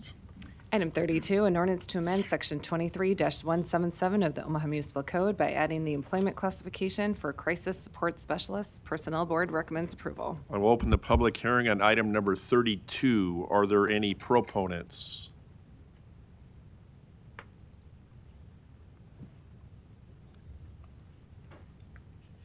Good afternoon, Chelsea Shipp, Human Resources Department, here to answer any questions. Thank you. Claire Anderson Hubbard, HR, also here for questions. Deb Sander from HR, here to answer any questions on this item and the next item as they're both classifications. Thank you. Are there any other proponents? Seeing none, are there any opponents? Public hearing is closed. Councilmember Fesserson, you're recognized. Quick question for you. We talked about this position, crisis support specialist, in our public safety committee meeting this morning. The intention would be to add this position to the fire department, correct? Fire and police both. And tell us a little bit more about what this position would do. I'll have Claire do that. She did all of the research on this position. Okay. So this, as Deb mentioned, there would be one role in the police department and one in the fire department. It's kind of a pseudo case management position. So this individual is a civilian. They would receive referrals from police or fire based on interactions that they had with individuals on scenes typically, but not necessarily exclusive to on scenes, but the referrals would come from those two departments. And then my understanding is they'd kind of set that person up, interview them, work with their family and set them up with resources, related to mental health, substance abuse, housing, any areas where they feel like they're at risk. Great, thanks. That was consistent with our discussion this morning, and it's something I thought was worth pointing out, and I think a valuable addition to what our police and firefighters do and what people in crisis need. So thank you. I look forward to supporting this next week. Thank you. Councilmember Goodwin, you're recognized. Thank you, Mr. President. I had a question along the lines of Council Member Festerson about this role. What department will house this role? The fire department and the police department would each have one.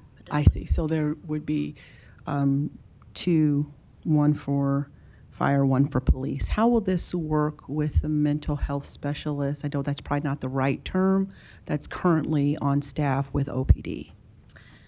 That is a great question. I do not have the answer to that question, but could discuss it with the mental health coordinator to get more information on that. I do imagine they may have some overlap in terms of like referrals and individuals, but. And then I think a secondary question to that I'd love to have the answer, and again, if you need to follow up, that's great, would be how do you see this person's role coordinating with our homeless coordinator? I imagine there would be some overlap with that as well. One of the at-risk factors that they mention is housing. So I don't know the extent to which that they would work with that person, but I imagine there would be some collaboration there. Yeah, I think that clarity would be important to us even as council members, because oftentimes we are, fielding these questions as well, and so understanding how to refer and how to navigate that would be important. So yes, I look forward to getting more information on that. I will Thank share you. that. Thank you. Thank you. Thank you. Item 33, an ordinance to amend Section 23-177 of the Omaha Municipal Code by adding the employment classification for Engineering Technician 3. Personnel Board recommends approval. Public hearing is now open on item number 33. Are there proponents here today? I'll bet there is. Good afternoon again. Claire Anderson Hubbard, City HR. Here to answer any questions. Thank you. Any other proponents? Seeing none, are there? Jimmy, come on down.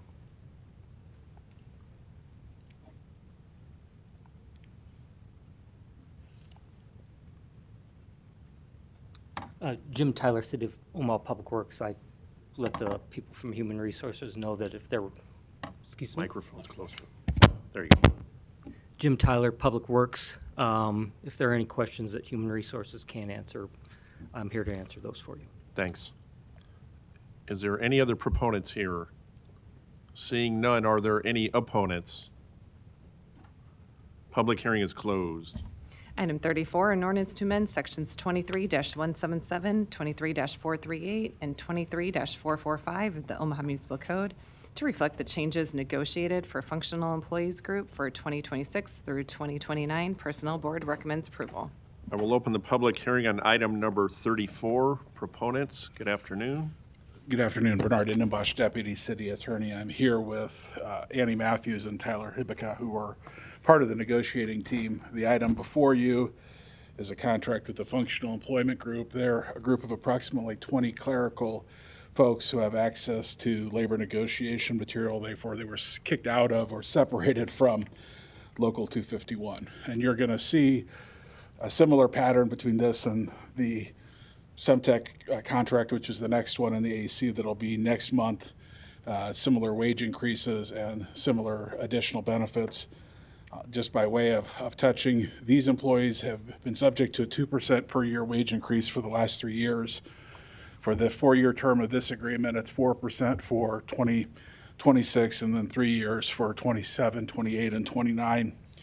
Kind of some of the notable things, the city, through support of the mayor's office, is now going to be offering parental leave to its employees. So these are the first series of contracts that you're going to see with 6 weeks of parental leave for employees who have qualifying births, adoptions, or fostering of a minor child. A couple other changes that you'll see consistently is a parking reimbursement account for those employees who work downtown and are not provided parking, whereas most of our employees around the city are.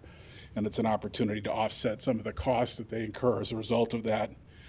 Some increases in dental insurance from $1,000 to $1,750. Those amounts have not been increased since the early 1990s, and a slight increase in the amount of sick leave that employees can use for the benefit of their family to take care of kids, and then an increase in the amount of sick leave that's paid out for those employees who carry significant sick leave balances at the time of retirement. So happy to answer any questions.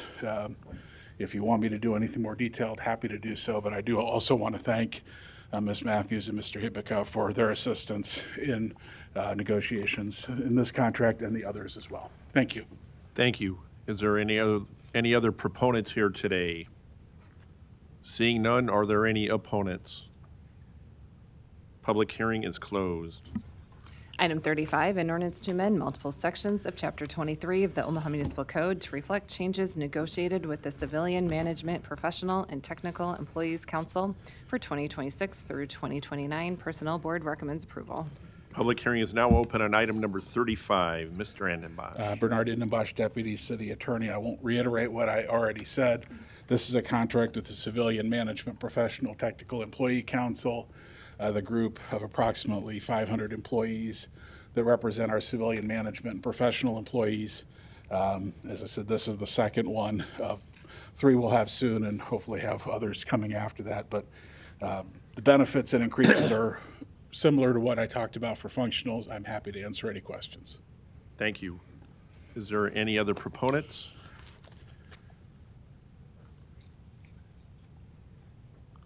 Randy Nguyen, Semtech President, 1819 Farnham Street. Here to ask for your support and approval of this contract. We believe it's a fair contract, and it benefits both the city and employees. We also like to additionally express our appreciation for the work of the city's negotiation team and the support of the administration. Here to happy to answer any questions. Thank you. Is there any other proponents here? Seeing none, are there any opponents? Public hearing is closed. Councilmember Fesserson, you're recognized. Thanks, Mr. President. Bernard, if you would, just a couple of quick questions for you on these labor agreements. I just want folks to know that the administration and the city council take these agreements very seriously as we work with our employee groups to make sure they're well provided for while also providing efficient city services and watching out for the taxpayers. So these are multi-year agreements, and the 4% salary increase in 2026 proposed here is already accommodated in the 2026 budget, right? It is. That amount was established in the wage adjustment account. I think there was an appreciation for the fact that the employees had smaller increases in the past years, and unfortunately we've had some unprecedented inflation numbers in the last 3 or 4 years that we haven't really seen for the last 15 years. So I think there was a recognition of that as we were getting ready to negotiate, and the finance department accounted for that in their projections. And as you summarize the agreements, they talk about wages and various other benefits and health care. They do not make any changes to the current pension contributions from the city or employees, right? Correct. And the reason for that is we believe that what was a financial crisis in 2009 and 2010 and remedied through negotiations at that time continues in these contracts. And although the pensions themselves, civilian and public safety pensions, are still underfunded, they're on track with that new projection where we thought they'd be at this stage, right? Correct. The pension reform for civilians was implemented in 2015. At that time, the expectation is it would take till 2046 to be fully funded, so 31 years. We're actually a couple years ahead of that right now. The projection is to be fully funded by 2044. What I would say, and I spoke before the retirement committee of the legislature last week, is we put a plan in place. The expectation, if you looked at the projection, it was very, very gradual growth. 10 or 15 years, frankly, in the 50% range. But when you start to get to the mid-70s and 80s, that increase will be 4 or 5% per year. That's the nature of what we're attempting to do, which is basically amortize the unfunded liability for those employees that have already retired. Yeah. Thank you. I think it's just important that we talk about that and not forget about those things and let people know that we're still watching that very closely. Correct. Thanks. Thank you. Thank you. Item 36, an ordinance to approve an agreement with Douglas County in the amount of $79,000 and to authorize funding from the fiscal year 2024 Stop Violence Against Women grant to provide partial funding for one full-time misdemeanor prosecutor and one full-time liaison in the Douglas County Attorney's Office. The public hearing is now open on item number 36. Are there any proponents here today? Seeing none, are there any opponents?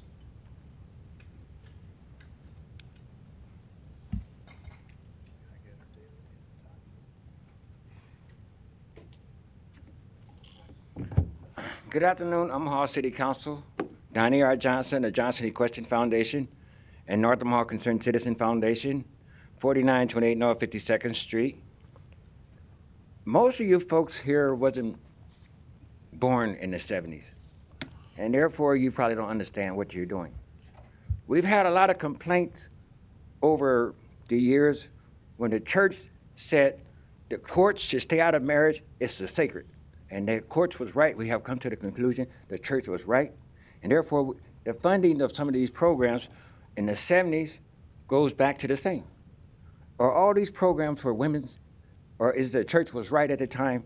We learned it from the Kramer versus Kramer, Iron Woman, Hear Me Roar. Donnie, we need to stay on topic, please. Yeah, but can you start sending some money for the medical marijuana instead of all this money for the women? Donnie, you're off topic now. Thank you. Are there any other opponents? Public hearing is closed. Item 37, an ordinance to amend Section 44-151 of the Omaha Municipal Code regarding the 2023 National Electrical Code. A is amendment of the whole requested by Councilmember Rowe. The public hearing is now open on item number 37. Are there any proponents?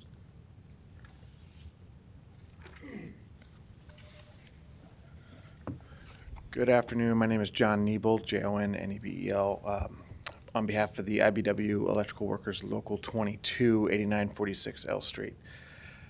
Just want to thank the council members for bringing this back and giving us the process to hear out any concerns and not making it just a simple addition and update when this code comes out. A little bit of history on the code. Since 1897, it's been updated every 3 years, and that process involves months-long adaptation and revision of suggested ideas on how we can make the electrical industry safer. So when that process takes hold, it's about several thousand codes are suggested to be revised, and it gets whittled down over those months-long process to a few hundred.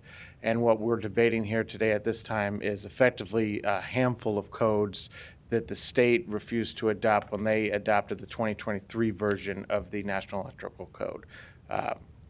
Those codes come down to 3 different sections. One is a new service disconnect on the exterior of a home that would allow first responders to disconnect power before entering a home that is flooded or on fire. The second one is for a whole home surge protector that provides for a more affordable living standard in a home.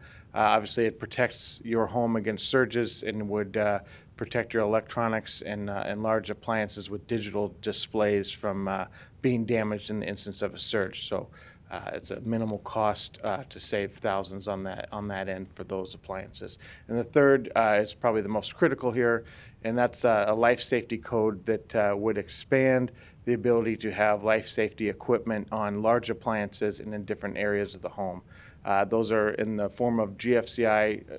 You'd probably understand what they are if you think about your bathrooms and your kitchen countertops, the little receptacles with the reset button.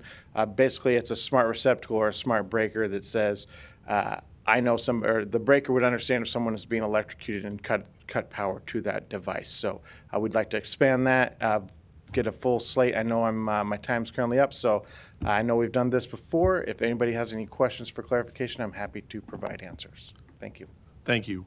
Is there any other proponents here today on item number 37? Are there any opponents?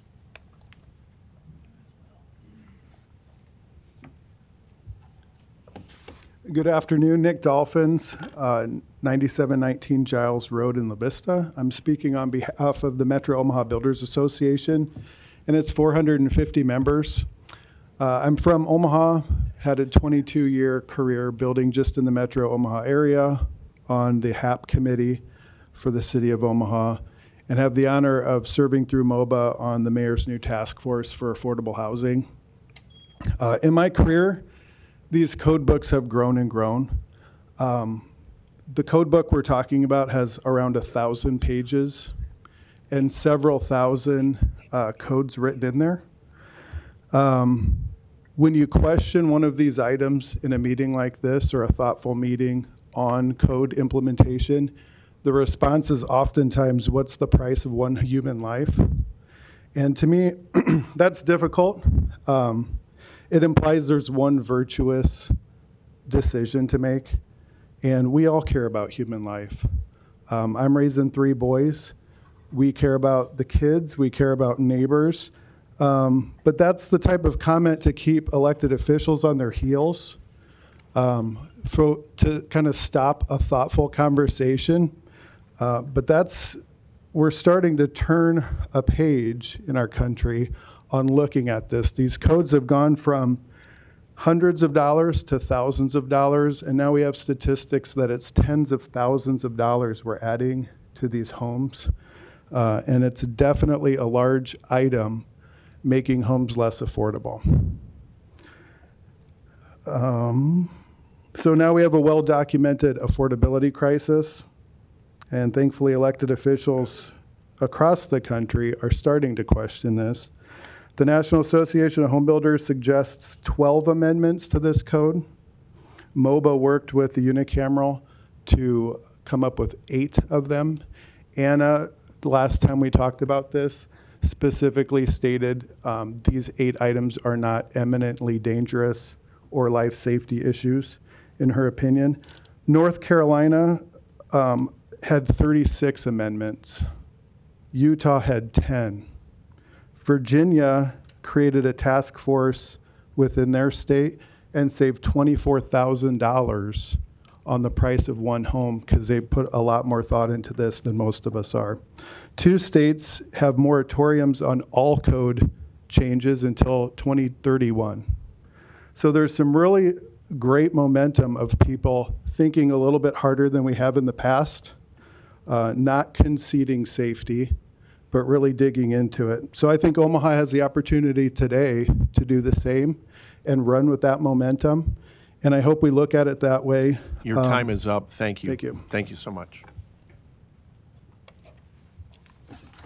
And just so you guys know, there's lights up there. I don't know if you can see it, but it kind of, little cheaters there for the 3 minutes kind of indicates for you. So the floor is yours. Thank you. My name is Dave Votman. I'm the founder and senior vice president of the home company in Omaha. We build about 175 homes a year, making us the 3rd biggest home builder in the state. And we also develop about 400 residential lots per year. What I'd like to point out, and I don't know how I can get this to work, but this home on the screen, in 2012, we founded the home company. And we built this house in 2012 for $300,000. In fact, I remember selling the exact same one for $299,900 in 2012. This same home in today's market is averaging $585,000 a house. Now, there are multiple reasons that happened. Land went up, regulations on land went up, labor, materials, and in general, just regulation that we're talking about today. It's become a death of 1,000 cuts. It's $1,000 or it's $2,000, but over time, it adds up to an incredibly large number that we're making it unaffordable for Omahans to have homes. National Association of Home Builders did an analysis of every large community, so Omaha specific, that if you increase the price of a home by $1,000, Omaha is losing 546 families that can now not afford a home. $2,000 is over 1,000 families that cannot afford a home, and so on and so forth.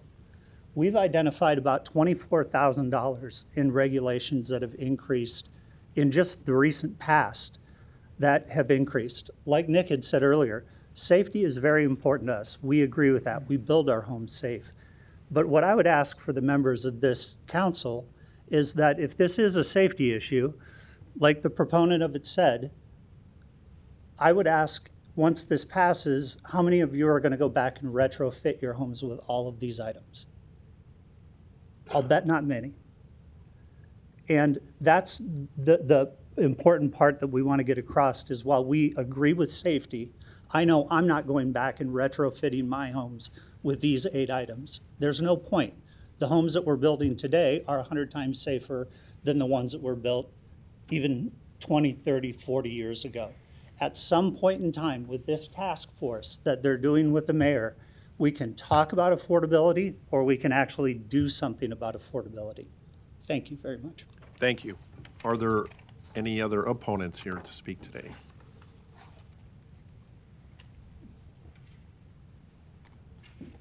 Melvin Sudbeck, 16255 Woodland Drive with Sudbeck Homes. We've been working with quite a few emerging and young developers in the northeast part of town, working on a much needed affordable housing. And here again too, it's a price. I think our homes are as safe as they've ever been. We keep adding more and more expenses on to the houses that our affordability is just not working. With some of our young developers, it's very tricky to get these projects to work where they're successful and we can place much needed families in housing. So thank you for your time. Thank you. Is there any other opponents here today? Hi, I'm Corey Jensen with Corey Jensen Construction, 7719 North 159th Street, Bennington. And just a small contractor, starter home builder. And I just feel like this increase in price will just really hurt trying to keep the price down. Thank you. Thank you. Are there any other opponents? Larry Arkfeld, 15216 Ballman Ave. Yes, some of the safety issues probably are fine, but there's way too many that you're involved in that for a nonprofit organization to do housing. For people that want to live the dream of having a new house, this increase will pretty much kill them. I mean, you're not talking $1,000, you could be talking $5,000 to $6,000 because there will be price gouging going. You put a GFI on an AC. I've talked to many AC mechanics, and they have said the same thing, that years down the road, that AC will start to cause more problems firing up in the springtime. The GFI is going to trip. You're going to call an electrician. He's going to come in, throw a breaker in that he doesn't need to, and charge you, it could be anywhere $200 to $300 that you're wasting money on. Now, the big issue is grounding. Improper grounding is what's going on, and that is what needs to be looked into. I've seen it many times out there in the field, and yes, there is a lot of safety measures that can be taken to stop what's going on. But as far as I can tell, for the person to live the dream of building a new house, this increase is going to get ridiculous. It's up to now that, what do we do? Just build houses for millionaires? Because that's what's happening. The small middle-class person cannot afford to build a dream house like they want because they're just way overpriced. And I have to agree with a lot of these builders that they're right. Stuff needs to change. I agree. There is safety measures that can be taken, that should be taken out in the field. And a lot of it is craftsmanship has gone down drastically. And my 40 years in the business, I've seen it in houses that we haven't done, that people cut corners because it's the almighty dollar. That is what needs to come to an end. We need to take care of people more than our pocketbooks. And I think Omaha would flourish from it, from doing stuff like this versus out to just gouge people, because it is not fair. Thank you. Thank you.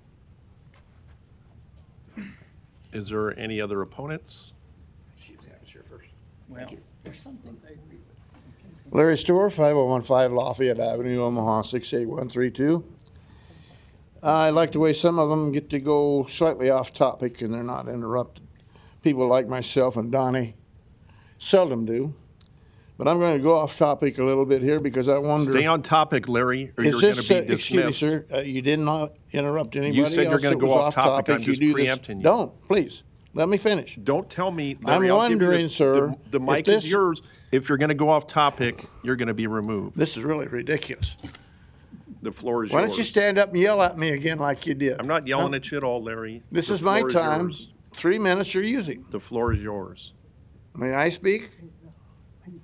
I'm wondering if this is a way you drive citizens out of their homes with higher prices because somebody went in and looked and said, oh, you got a bad circuit in the house.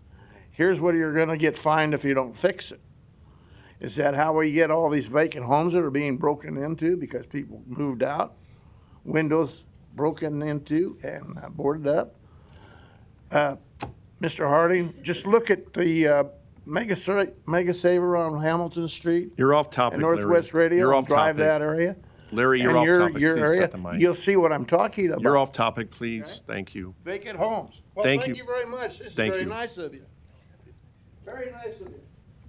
Next speaker, thank you for your patience. The floor is yours. Nope, over there. Nope, right here. Right down. Good girl. Yeah, that's fine. Sorry, I just moved, so I had to pull up my address because I haven't memorized it yet. Alexander Liu, address is 4354 North 88th Plaza, Omaha, 68134. More of a question actually for you, and I guess any of the builders if they can answer this. So I'm no expert in housing or anything, but I'm honestly curious as to how much of an impact safety is actually going to have on affordable housing, because I don't think that increased safety features are the reason that housing is so affordable, or sorry, not affordable, excuse me, because as we increase safety, that if it is the reason that housing is so unaffordable for people, I don't think that should be the reason people are being pressed out of homes or that people are not able to buy homes. Personally, if that is the reason, which I don't think it is, that is kind of ridiculous. Then obviously something should be changed. However, if you just are looking at the housing market and things if you're referring to the 2008 housing crash, as somebody else referred to before, it wasn't safety features that caused that. That was banks mishandling things. Had nothing to do with safety features. So we're looking in the wrong place if we're going to try and blame added safety for the reason that people can't afford homes. If we need to increase things and people in the electrical unions think this is a necessary thing because they are seeing issues with maybe power surges or whatever else is the reason. I don't know if you'd mentioned why you thought this was a thin issue and I just misheard it. I don't know, I might have missed that. That might have been my fault. Whatever the reason is, probably it's a good thing that they're suggesting that. Again, I'm not an expert in all the electrical stuff, but safety features should not be a reason that people cannot have homes. If it is a necessary thing, yeah, we should probably add it. But again, something we should look into. I don't think it's a bad thing to want to have added safety features, but people should also be able to afford to have a home.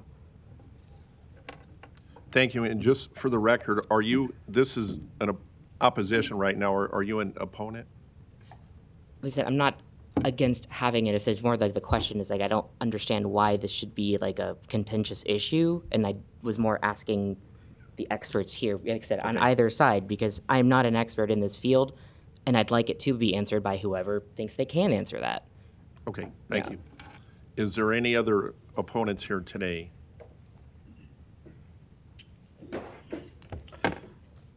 Good afternoon, Mr. President, Council. My name is Jason Thielen. I'm here on behalf of Welcome Home, which is a nonprofit organization made up of business owners, individuals, and other nonprofits working with elected officials such as yourself to try to work on the affordability issue through non-taxpayer subsidized ways of doing it. And this is a great example of it. If we have the courage today to vote like we should vote. I'm not going to repeat a lot of what's already been said. Sir, can we get your address, please? I'm sorry. Oh, I'm sorry. No problem. 909 Mill Valley Road, Suite 100, Omaha, Nebraska, 68154. Thank you. It's been a while since I've seen you all. As of the end of this year, according to Omaha Multiple Listing Services, the average closed price of a newly constructed home in Omaha is $491,000. $491,000. And I know the thought is, well, geez, they must be making a ton of money because they're building them so expensive. And the reality is the costs have gone up astronomically. Not all the fault of building codes. There's a very, very complicated industry, the housing and development industry is. We're working it every day. But I think we have lost our way in terms of what is realistic and what is needed If I want to put as many safety features into my home to bubble wrap it and make sure if I fall or my kids run into something, nothing happens to me, I should be able to do that. But anytime government starts to mandate things, which is what you're doing, as this was already brought before this council last year, it's being brought back up for obvious reasons, mandates cost people money. And is it the people that can afford it you cost? It's the very constituents in which every one of you sit up here, claim to be supportive of, trying to take care of, that get hurt the most because they don't have options. Those people that can afford a $500,000 house have options. Why are we in the situation we're in? Partly because of the 2009 crisis that had happened. We lost a generation of builders. We lost thousands and thousands of units brought on the market to keep up with pace. We do not build enough housing. That's across the country. Everybody knows that. We have to make hard decisions. And you have to put your political aspirations aside and do the right thing. Vote against this. Vote for Mr. Rowe's amendment. I'm on the HAP committee, and I know my time's almost up. Very frustrating for me. I get asked by the professionals that I work with every single day to give my time for free to help the city out. The guiding principle of the comp plan, I'm a part of that housing group as well. Omaha is a place where people can afford to live and choose the housing and lifestyle that best suits them. That's a guiding principle of the comp plan, of which all of you voted for, as well as the HAP, Housing Affordable Action Plan, that you all voted for as well, to put us, where is the commitment to the word affordability that every one of you have heard use over the years? Where's the commitment? If you vote for this, you're not committed for affordability. Your time is up. Thank you. Thank you. Thank you.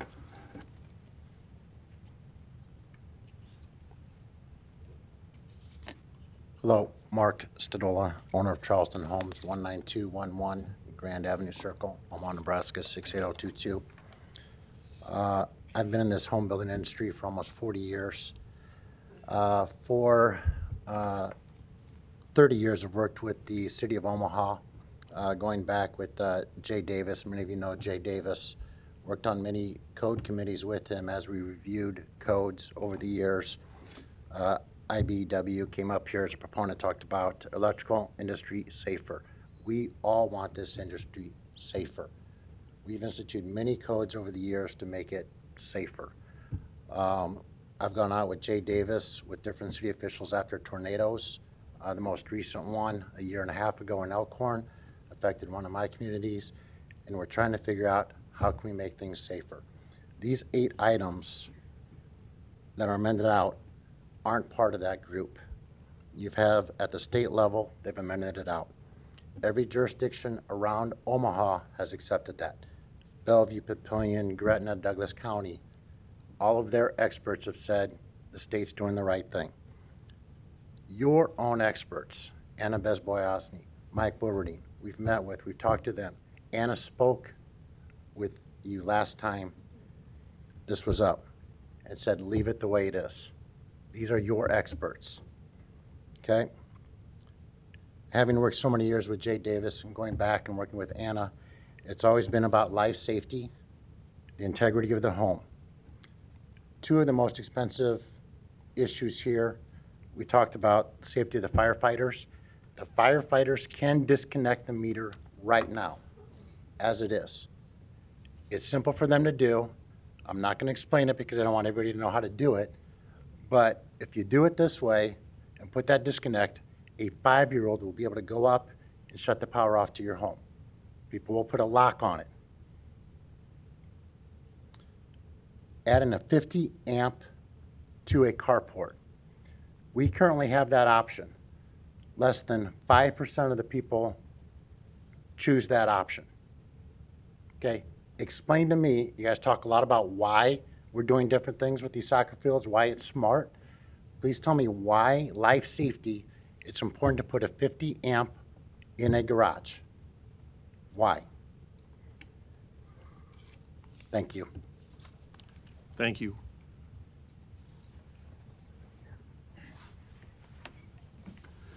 Mr. President, members of the council, Perry Nealon, I'll spell it, I did not sign in, P-E-R-R-E-N-E-I-L-A-N, here before you today on behalf of the Omaha Area Board of Realtors and its more than 3,200 members, all of which live and work in each one of your districts. What are we doing here, guys? I mean, come on. All 7 of you came and sat before the Omaha Realtors and their Government Affairs Committee and Board of Directors and said, I will do whatever I can to support affordable housing and reduce regulations. We're not even asking you to pull back on any existing regulations. We're asking you to stop piling on, stop the death by 1,000 cuts. This is not that hard to say no to, okay? We're doing what we get. We're not Vail or San Francisco. We're almost at $500,000 in Omaha, Nebraska. 13 years from now, it's gonna be $1 million. We can't keep doing it. I'm asking you to keep your word that you made, do the right thing, support the Roe Amendment, and not the full ordinance. Thank you. Thank you. Is there any other opponents here? Public hearing is closed. I'll have a couple of comments. I appreciate everybody coming down today. I brought this forward. It was the same one that passed the city council last year, and it was vetoed by the former mayor. To me, this is about safe, affordable housing. It's common sense for the families that live in Omaha. It's life safety measures. We had testimony in Lincoln from several different groups of people that were in support of this. The state electrical inspector, manufacturing, insurance companies, I believe the fire marshal. This, as we looked at this and analyzed it when I got on the council and now, I brought it back because I feel strong about that we're not penalizing affordable housing and saying this is the spear of the arrow that's going to terminate affordable housing. We can have safe, affordable housing with the measures that we're putting in here today. I got a couple questions for Mr. Nebel, please, if you could come back up.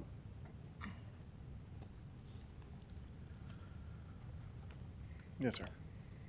Name and Oh, address John again. Nebel, 8946 L Street.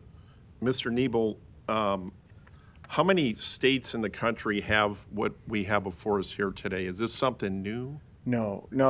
So 38 states have adopted a form of the 2020 or 2023 code. 2020, the codes that we're discussing here today all came from the 2020 edition. Nebraska was working under the 2017 edition, skipped 2020, went right to 2023. So 38 states have already made amendments. Okay, and we talk about life safety measures. Can you explain what that means to people that are listening today, what the life safety measures are? So yeah, when the code started, it was very thin, and we expanded to 1,000 pages. When electricians started our union, it was 3 years life expectancy. Now we can work a whole career. So the life-saving measures are all in that 1,000-page document, and they're riddled throughout it. And specifically for this one, it's GFI protection. So it means if you touch something that's plugged in, you're not going to get electrocuted. The breakers that we're talking about installing would sense that, and they would be able to turn off, where the current breakers do not have that type of technology, and they would just allow the electricity to flow. Okay, and potential savings to not only the safety for people that are families that are going to be living in homes, what are the savings with this equipment that it'll bring? And I know there's a little bit of cost to it. What would you say the cost is? You figured it up. What is the cost for the equipment we're talking about here today? It's around $700. I went to a local retailer over the weekend, priced it all out, and it was $100 more per breaker. Typical home needs about 3 of those breakers, and it was $100 for the whole home surge protector, maybe $110 if I remember right. And then the cost for the combo meter disconnect is $269, I believe, at the local retailer right now. Now, all of that together, you should also consider that there's an offset cost of the material that's outdated that you would no longer have to buy. So we're spending $700 there. We're not spending another $200 and some on that outdated material. So overall cost is around $500. Okay, and explain again, for laymen and women out there listening, a basement GFI, what is that? It's just a different type of receptacle like the one you've seen in your kitchen countertops and your bathrooms. We've been around for a couple decades. And it's a GFI in the basement. The reason why we put them in the basement, or why this code wants to put them in the basement, is because basements are susceptible to flooding. So people with bare feet down there could be at risk of being electrocuted if you don't have proper electrical protections. And with this protection, with the basement GFI, this provides it and it prevents somebody from getting electrocuted? Correct. Okay. The range and dryer GFI, same concept? Same concept, yep. People were being electrocuted around the dryers from faulty wiring. This technology would allow the circuit to understand that there was something wrong, someone being electrocuted, it would shut it down. Okay. And the meter socket disconnect, walk me through, do you have a picture you can show what that looks like? Yes. So the meter socket disconnect, the gentleman that spoke on that the fireman can pull the meter and shut off power, that's correct, that's accurate, but there's a risk to that because you're pulling a live circuit under load, and when you separate power like that, when it's unprotected, there's a chance that it could arc and burn the individual doing it. So that's why you don't want to do it. I also won't tell you how to do that, but this is the combo meter socket that would be installed. So if anybody knows what their meter socket looks like, it's typically just this box with the round circle in it. We just have a breaker underneath it. It's got a door cover on it. A person generally wouldn't even know what they were looking at. Firemen would know, first responders would know, electricians would know, and you could put a lock on it. Firemen have their universal skeleton key bolt cutter that could open it up, but it's not going to be something that a 5-year-old is going to come and disconnect. And just so you're aware too, if you think that's a problem, anybody that has the air conditioner has a disconnect on the outside of their house already. Looks similar to that. It's got a cover on it, and you don't really know it's a disconnect, but any 5-year-old could walk up and turn it off if they knew about it. But since we're not hearing about rampant disconnects being flipped, I don't think it's going to be a problem. Okay. And the surge protection that we're speaking of here today with this, what does a surge protector do? It absorbs the electric surge that's coming through on the power lines.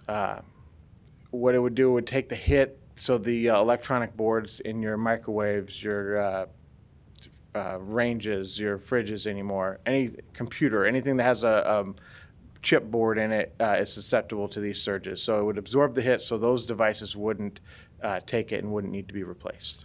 And if you didn't have that surge, is it safe to say that with our grid challenges that we're having, I know that's been discussed in the news with the Omaha Public Power District and the Southwest Power Pool and just the grid in the country in general, is it safe to say that if you don't have that surge protection and a surge happen in your house, those motherboards, those electronics, the appliances, is it safe to say that the price tag for a surge could be in the tens of thousands of dollars? You betcha. Yeah, it's the cost of replacing the appliance. If not the appliance, it's just the board. To go on a little bit of a crosstalk, the gentleman from the home company, it's a nice home, the Sedona, I live in it. I appreciate that home, but I will be going back and putting in the surge protector because I did have a surge and I lost my microwave and the board to my oven in the last year. So that cost me around $450, I think, to replace those. Okay. Thank you. We have a lot of lights on. I want to yield my time and I'll follow up on the end. Thank you. Councilman Rowe, you're recognized.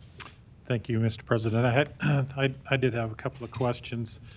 And just as a background, and don't go away, John, I have some questions for you, but it was a year ago, in January, I think, that John Kavanaugh introduced the code adoption at the state level. And so you're right, they adopted the 2023 code with, I think it was with 5 carve-outs that are itemized. And that's where the basis of my amendment was to sync up the Omaha code with the state code, and honestly to sync us up with other jurisdictions in our neighborhood, Papillion, Sarpy County, Douglas County, other areas that our electricians are working in. And John introduced that, and it was vetted, and I'm sure there was plenty of conversation. It was signed by the governor in March, so that's the code that we're working under. And we do need to sync up because we're out of compliance today. So I appreciate Danny bringing it back up, but I think we need to adopt the amendment to put us in alignment with what the state is doing. And I do have a couple of electrical questions. The one is the GFI currently is required on 125 volt outlets, right? And under the new code, I think it includes up to 250 volt outlets, and that's where you get the dryer and those other big appliances, right? Correct, yes. And so just doing a little bit of research, are those GFIs that you're buying, that our electricians are buying today to handle those pieces of equipment, are they made to handle up to 250 volts? Or because what I read was that there's a thing called nuisance tripping, and what you find is it's a failure of the outlet.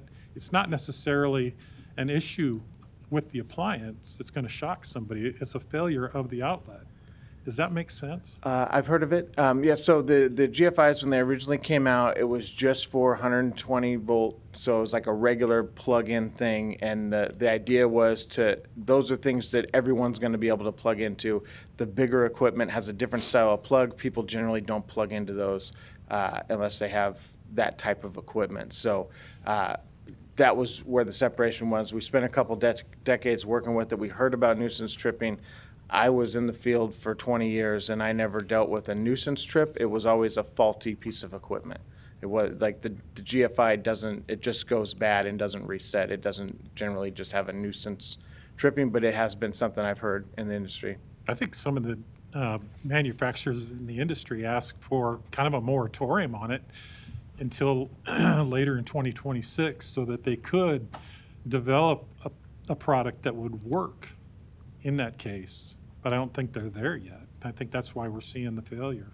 But I'm not an electrician. I'm just asking the question. I haven't seen it, no. The other one was on the emergency disconnect. I'm not too worried about the 5-year-old. The thing that worries me is, and I hate to admit this, but once in a while I'll go on social media, and there's one that I just consider evil, and it's called Nextdoor. And every day I see kids running up and doing ding dong ditch. You know, they're disrupting their neighbors, they're hitting the doorbell, they're running, they're smashing into the garage door, they're doing just nuisance things. My concern is that they're going to figure out how to throw that switch, how to hit that lever, and all of a sudden now I've got a house without power. And I'm not even so much concerned about me and it happening to me, because I can just go out and throw the switch.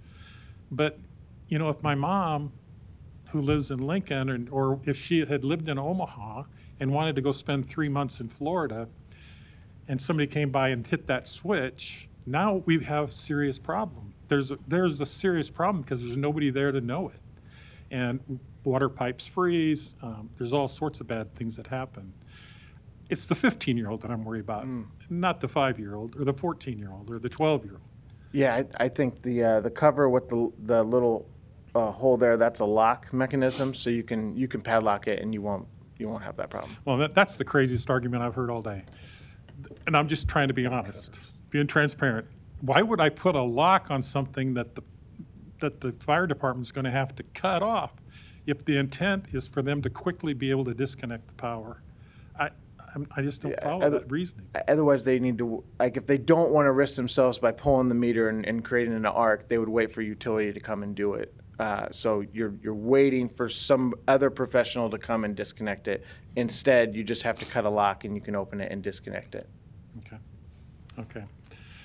I had a couple other questions on that, just on the basics of the electronics, but I'd rather move on to the affordability piece, and so you can sit down. But I appreciate the mayor's commitment to affordable housing. Many of us, not all of us, but many of us passed the Affordability Housing Action Plan, the HAP plan, and some of us have been frustrated with the lack of action that's come out of it. And we've had some action. We've approved some ADUs, and we've done some things to help with affordability, but not to the, in my mind, it's not been to the level of, it's not moving the dial on the affordability issue. And so I appreciate the mayor appointing the task force, and actually brought a list of the names. It's people that are in the industry, and they're smart. They're smart people. Jody Holston from over here is there. Amanda Brewer from Habitat. Aaron Bach, Megan Lutz from Alley Pointer Architects. Nick is going to be serving on the task force. Greg Paskich from the City Planning Department. Steve Jensen from the Mayor's Office, and Key Station and myself are going to be serving on this task force. Now, we haven't convened yet. Our first meeting is next week. My concern is, how do I go to that meeting and suggest what I assumed this was low-hanging fruit? How am I going to suggest things that really are going to take courage to pass, things that really will move the dial?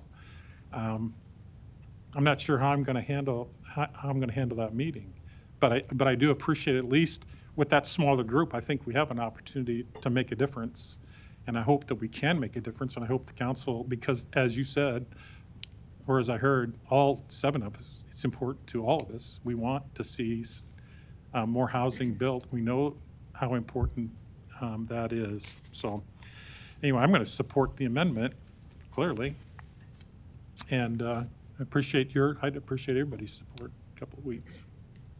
Thanks, Mr. President. Thank you. Council Member Harding, you're recognized. First, I'm glad you're going to support your own amendment, but I'm going to support it too, so you know. Actually, John, could I have you come up? Some of this is going to feel like deja vu all over again, because a lot of the same arguments I think a lot of us on this council have today, whether it's pro or con, are the same ones we had the last time we visited this issue. But I know you did. I wrote down initially that you didn't bring up the costs. I think you got those costs out on the table when Council President Bagley was asking you. But one of the things I think you mentioned the last time you were up here was the number of deaths that had occurred due to electrical accidents. Do you remember what those stats were? I don't know the stats offhand, but I do know there was deaths around children playing around dryers and air conditioners. Okay, I think my memory, and I went back and I revisited the testimony from last November when we were discussing this. I think it was a little over 100, and that was over a 10-year period of time. But I wanted to know, since then, how many of those that were injured or lost their life were due to the lack of these amended items within the 2023 code. I'm not sure, but I can definitely do some research and see if I can find out. Okay, I'd appreciate that. And so those were the questions I had for you. Thank you. I know, we talked, or a number of the people who spoke in opposition talked about wanting to have safe environments and wanting to make sure that the products that they're proud of and sell every day are just exactly that. And I do think these seem to be a bit of an overreach to include these. We cannot adopt a code more lenient than the state, but other states have. We can adopt the same one that the state has adopted already. I'm going to ask Mr. Rowe, because I think I remember one of them was now you're required to have a surface mount plug on a countertop, correct? Rather than having it on the side. That's one of the ones that maybe didn't get included in the list of. Right. That should have been opted out as well. That should have been item number 6 in my view, but it didn't get. No. thought through. So today there's a device that is required to be put on the top of the countertop, not on the side of the countertop. It's on a hydraulic, like a plunger system, so it can be level with the countertop. In my view, it's pretty easy place for chili to. I would agree. And there, as was mentioned too by some of the testifiers, is that there are some states that certainly adopted the code with even more amendments and that we're considering, or even had moratoriums on what we're currently discussing. You know, I find it also interesting that later on our agenda, speaking of affordability, we have an item on the bonding in the amount of to the tune of $40 million to address affordable housing. And I know Mr. Thielen, who's worked very hard on the Welcome Home, maybe didn't get a chance to throw this statistic out today because of time, but anywhere from 25 to 32% of a home today is tied up. The price of that home is tied up in regulations. Now, I'm not so naive to think that we just throw all the regulations out the window and the price is going to be 23 to 32% lower. But we need to have common sense approaches to these issues. We know we're not jeopardizing safety with our own permits and inspections professional has said so. The state has said so. Other communities, as was brought up with Papillion, La Vista, Bellevue, and others have adopted the code with the amendments. So I'm very confident that we're not compromising safety. The other issue that I know will be, again, deja vu all over again, that Dave Ottman brought up was the $1,000 increase. It was interesting. I think, Dave, the last time we discussed this, the $1,000 increase I had written down was 435 families that was taken out of the market for that house. And your statistics now say over almost 550. So that's grown exponentially just in the year we've been talking about this. So again, these are want-to-haves. They're not need-to-haves for safety purposes. And if we continue, as Mr. Nealon said, and others have said, if we continue to have death by 1,000 paper cuts, this is exactly the direction we're going. And if we're taking out the ability for almost 550 people, I'll even use John's numbers. If it's if it's only 500, which I doubt, but if it's only 500, we're still taking out probably 350 families that could otherwise be affording a home.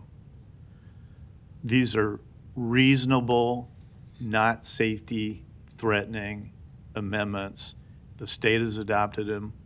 The other metropolitan area jurisdictions have adopted them. And for the sake of making sure that we're not adding needlessly burdensome requirements to homes at the cost of those homes, which are already a real issue, I'm supporting Mr. Rowe's amendment. Thank you. Councilmember Melton, you're recognized. Thank you. And I won't repeat what Councilmember Rowe and Councilmember Harding have stated, but I think the most important thing is somebody stated, one of the opponents stated, you can talk about affordable housing, but you need to do something. Well, not only are we not doing something, we're actually doing something harmful to affordable housing. We're actually taking not just 2 steps backwards, but probably 4 steps backwards. And second, I've always heard from contractors and subcontractors, one of the most difficult things is when you have different rules and different codes in different jurisdictions. So that on one side of Harrison, you have one set of codes. On the other side of Harrison, you have another set of codes. I mean, we need to keep it consistent, at least on a statewide basis. It may be different on one side of the Missouri River versus the other side, but at least we need to make it statewide. We can't be having Omaha have a different code than Ralston, than Papillion, than La Vista. And to me, saying that we just want Omaha or just want Lincoln to have it, you know what? Go take this fight up with the state. Just because you lost at the state, don't come back to the city and say, well, by the way, we're going to target you, City of Omaha, and make the cost of your homes less affordable. And every single person that passed the Affordable Housing Act, I mean, how hypocritical that one of the first votes you're going to take, because we really haven't taken any action on the plan. So the first vote we're going to take, again, is to make housing more expensive. I mean, this might be the most ludicrous thing I've ever heard of. And all Don Rowe is asking for is these simple amendments. If somebody wants a surge protector, go buy a surge protector. We bought one. But by the way, losing a microwave is not losing your life. It's not a life-saving. It's definitely not life-saving. I mean, a 50 amp in the garage? What life is that saving? Requiring that? I mean, and again, saying, well, these are just little. It's just little. Again, death by 1,000 cuts. Oh, it was going to be 700. Really, it's only 500 because we're going to save 200. Well, that 500 is going to be 700 probably in the next year with the way that costs are going. So I guess I don't understand why we're going to have this fight in Omaha, why Omaha is going to do something different than the rest of the state, because it's going to make, when you're building housing, I mean, we had a lot of the home builders, you're not building just within the city limits of Omaha. You're building, well, in SIDs. You're building, again, just across Harrison Street. And so now it's like, wait, which code are we following? What do we have to do and where? So I'm not buying this life-saving business at all. This is more, what this is, you're taking your fight up at the city council because you lost at the state level and you're making housing more expensive. I don't know who you're benefiting other than you lost at the state level. We need to make it statewide. We need to have all of our codes the same with our neighbors. And we need to make sure that the promise we made to the people of Omaha and the people that can't afford a home, that we're promising we're going to try and make buying a home more affordable. So let's do that. Let's not pass something that's going to make it more expensive. And again, the majority of the people, this is just for new homes. So I don't know if anybody lives in a new home that's sitting up here. I've been living in my house for 20 years, and the people before me, I think, lived in it for 20 years. So, I'm in a 40-year-old house, and I raised 3 boys, too, who were into everything.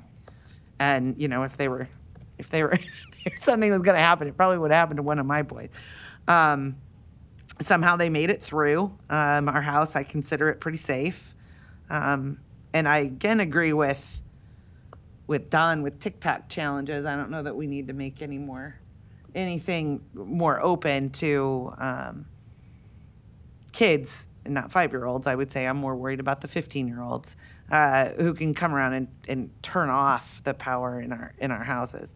So I guess I'm in support. I think Councilman Rowe's amendments make sense, and they're not going to hurt affordability because we've got all these other things. We've got inflation. We have the increased costs of everything. Let's not increase it even more. Let's not keep over 500 people from being able to afford a home. Let's keep our promise to the citizens of Omaha when we promised them that we would make housing more affordable. I agree with Mr. Nealon. We all made that promise. We all made that commitment, and we need to fulfill that commitment. And it's a commitment for the people that can't afford it, for lower income, for working class people that want to buy a house, want to be first-time home buyers. This is what we're talking about. $500,000 is the average cost of a home.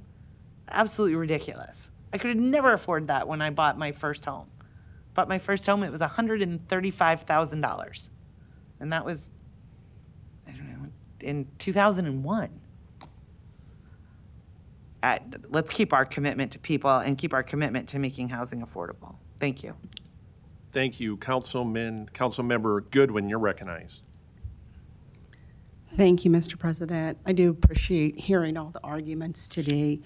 You'll find that I'm a proponent of and a champion of mixed income housing. I believe we need all types of housing, and I think our builders know that. I think our electricians know that, and those of us who are on this council understand low income housing is different than the very vague word of affordability, because you do beg the question, who is housing affordable to?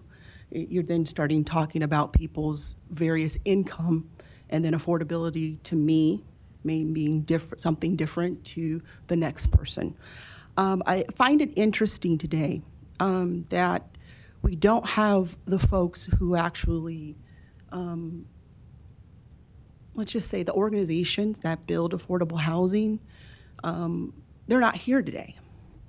I did do a little bit of homework, as I have people very adjacent to me who work in affordable housing for their careers, and I begged the question to them. Now, they're not here to speak for themselves, but I said, okay, I heard a framework of anywhere from $700 to $1,700 as being what this expense could be.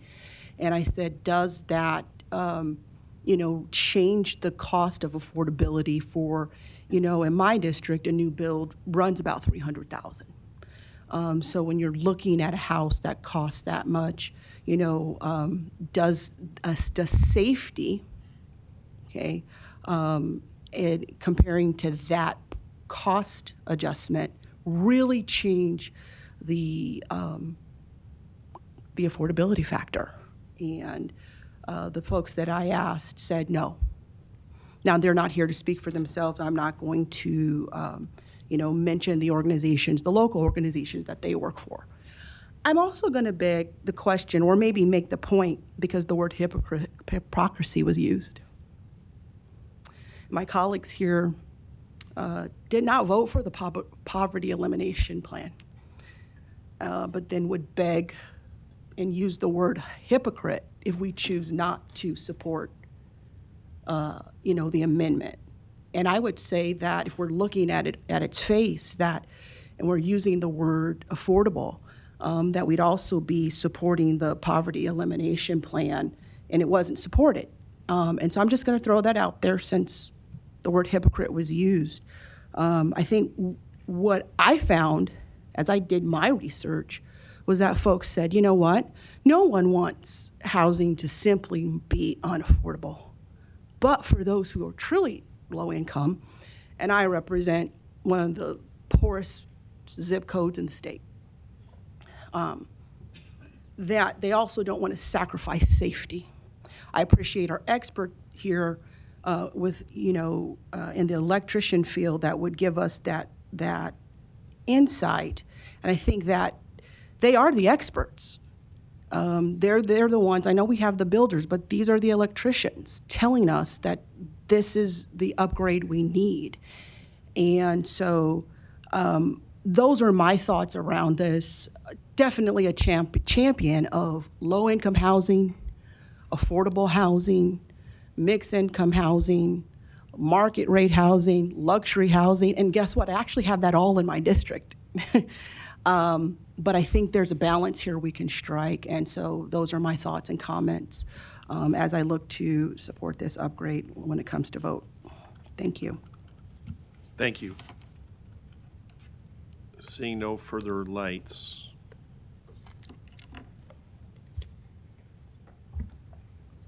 Item 38, an ordinance to approve various purpose bonds, Series 2025B, in the amount of $75 million. Public hearing is now open on item number 38. Are there any proponents? Seeing none, are there any opponents? Public hearing is closed. Item 39, an ordinance to approve special tax revenue redevelopment bonds, Series 2025, in the amount of $3,300,000 for Crossroads. Public hearing is now open on item number 39. Are there any proponents here today? Seeing none, are there any opponents?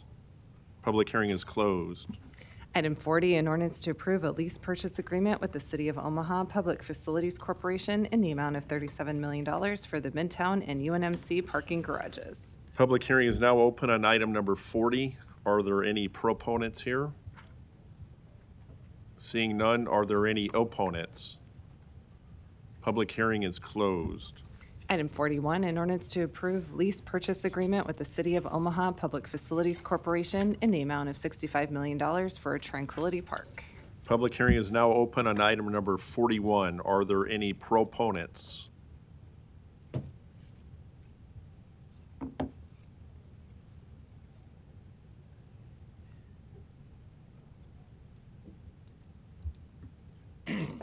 Good afternoon, Omaha City Council, Donnie R. Johnson, the Johnson Equestrian Foundation, and North Omaha Concerned Citizen Foundation, 4928 North 52nd. I think, when I look at number 41, and what Mrs. Melton was saying earlier today, it's a wonderful program for tranquility. But as I mentioned earlier, a lot of you folks weren't born in the 70s, so can we say that the women are doing much better in soccer, like Billie Jean King beat that one fella? And you folks weren't born then when Billie Jean King, that lady. Donnie, beat, let's stay on topic. Okay, thank you. Are there any opponents? I'm sorry, proponent? Opponent? Okay, please. My name is Jeff Week. 13958 Fowler Avenue, Omaha 68164.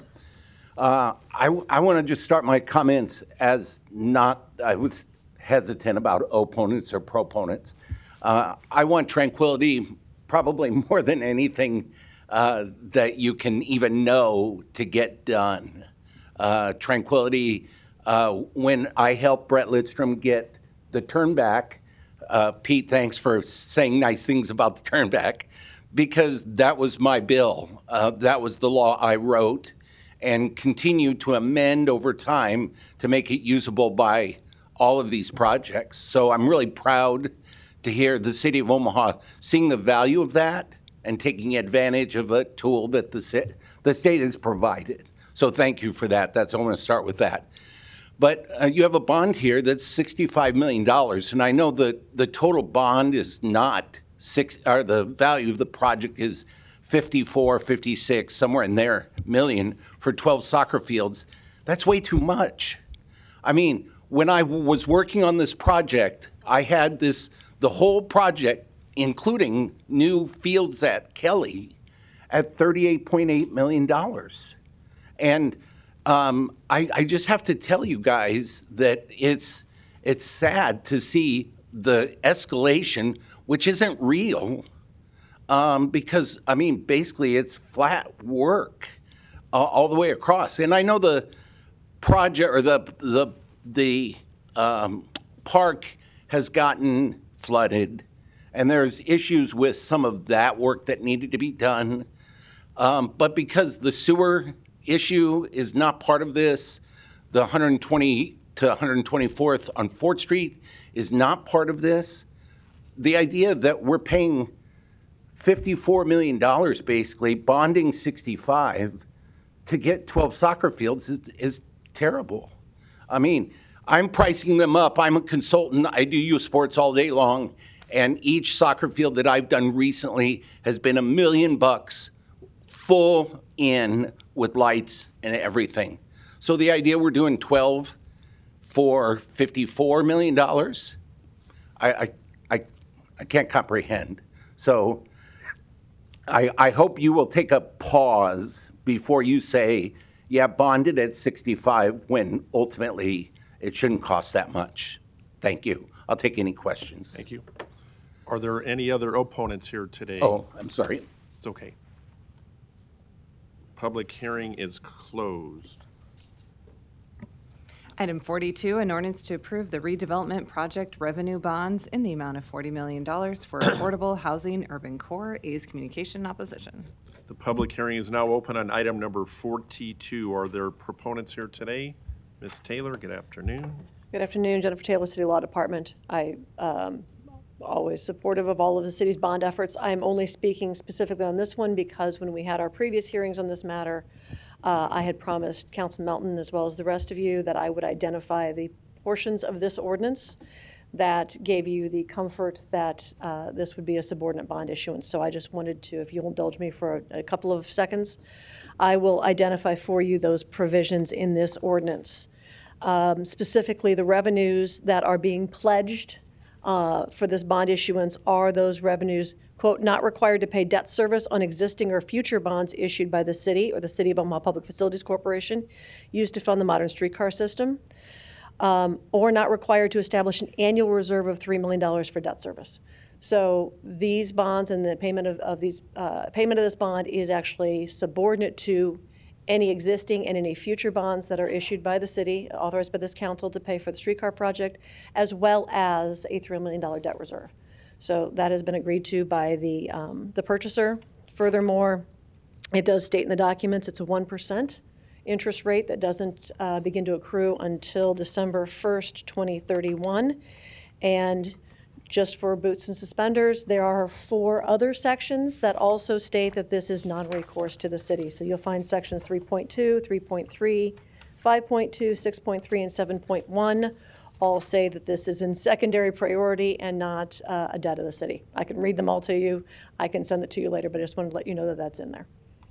And I'm happy to answer any questions. I would also point out, just as a reminder, that these revenues are only available because we authorize them through the Urban Core Housing and Mobility Plan, as we amended a couple of months ago, that these revenues are also only available because we are installing public infrastructure that creates additional valuation within the urban core that produces these tax financing revenues. Without that additional public infrastructure, this would not be possible. Happy to answer any questions. Thank you. Are there any other proponents here today on item number 42? Seeing none, are there any opponents? Public hearing is closed. Councilmember Festerson, you're recognized. Thanks, Mr. President. Just briefly, I support this item. I think we covered it in great detail previously as to how it will work financially and how it will work with our partners, Front Porch, and also emerging developers. So thank you for that summary, Ms. Taylor. The one new thing from last time that is public now is that the entity funding this and making this all possible has now come forward and is public, and that's the Lozier Foundation. So I just want to thank them for their participation in making this possible. Thank you. Thank you. Item 87, a resolution to approve the quote of Eagle Hills Excavation, Inc. for the demolition of 10909 M Street in the amount of $310,000. Public hearing is now open on item 87. Are there any proponents here today?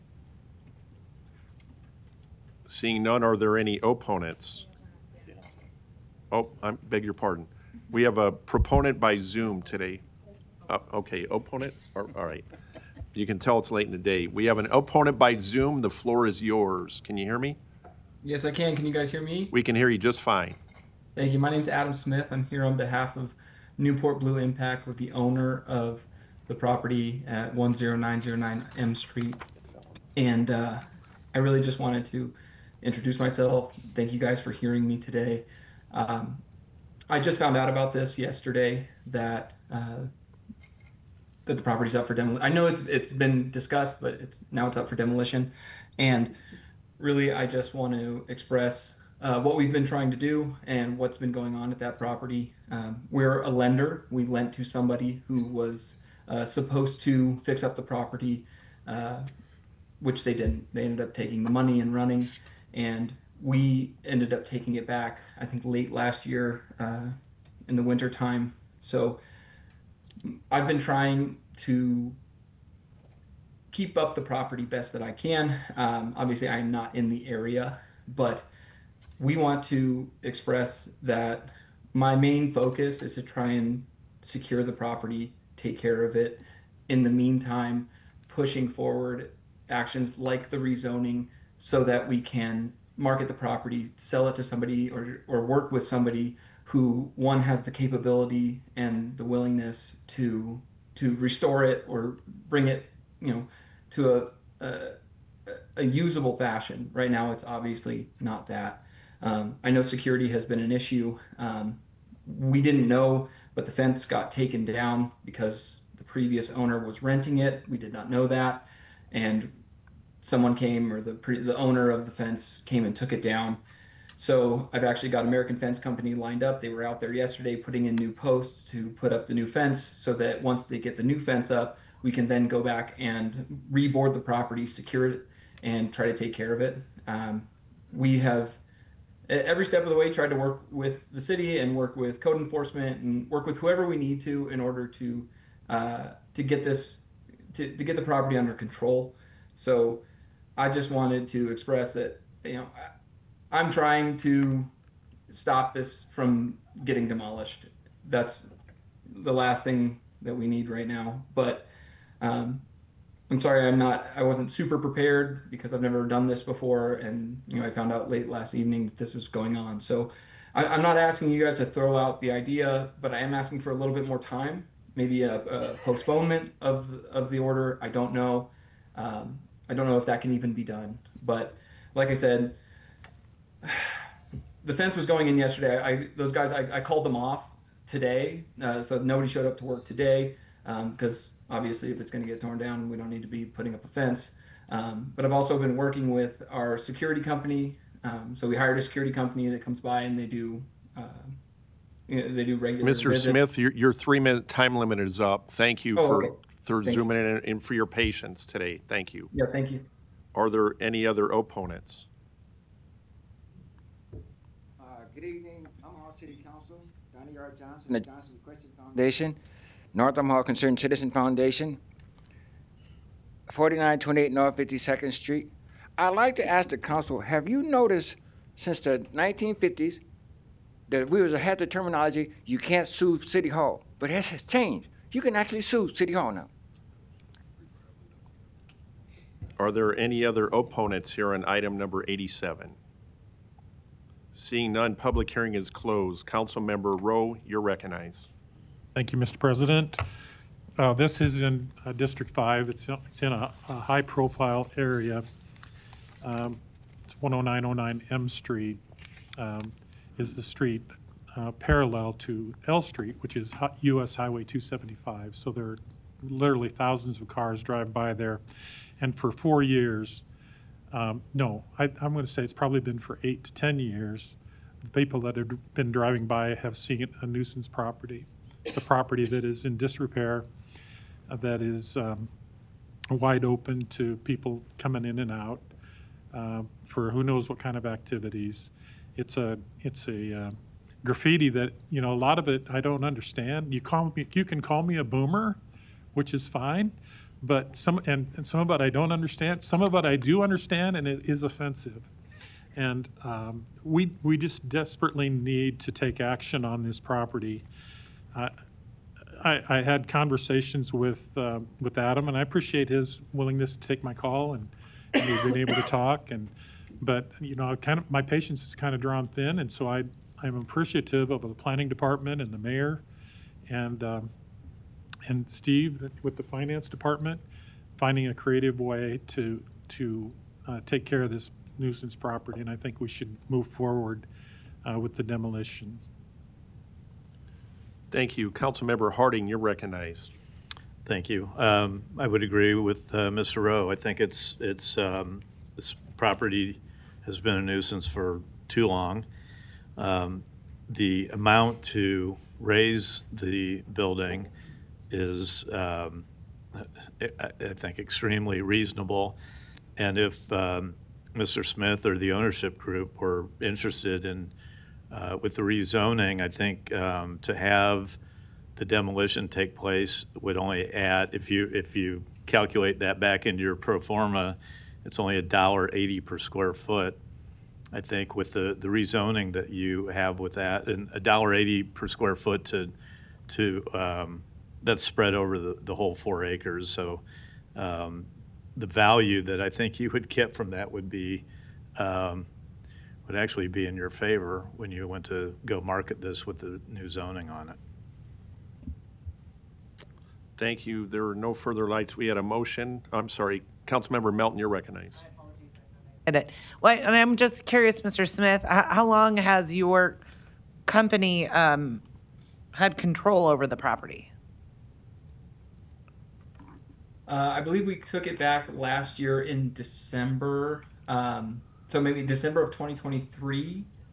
I'd have to look. So my first visit to the property was in the winter of last year. So I think in January or February, which means we would have taken it back probably a week or two before that. As soon as we take it back, it gets handed over onto my desk, and then I go out, I examine the property, I talk to people, and I figure out what needs to be done, and then we move forward from there. So it wouldn't have been much longer before that.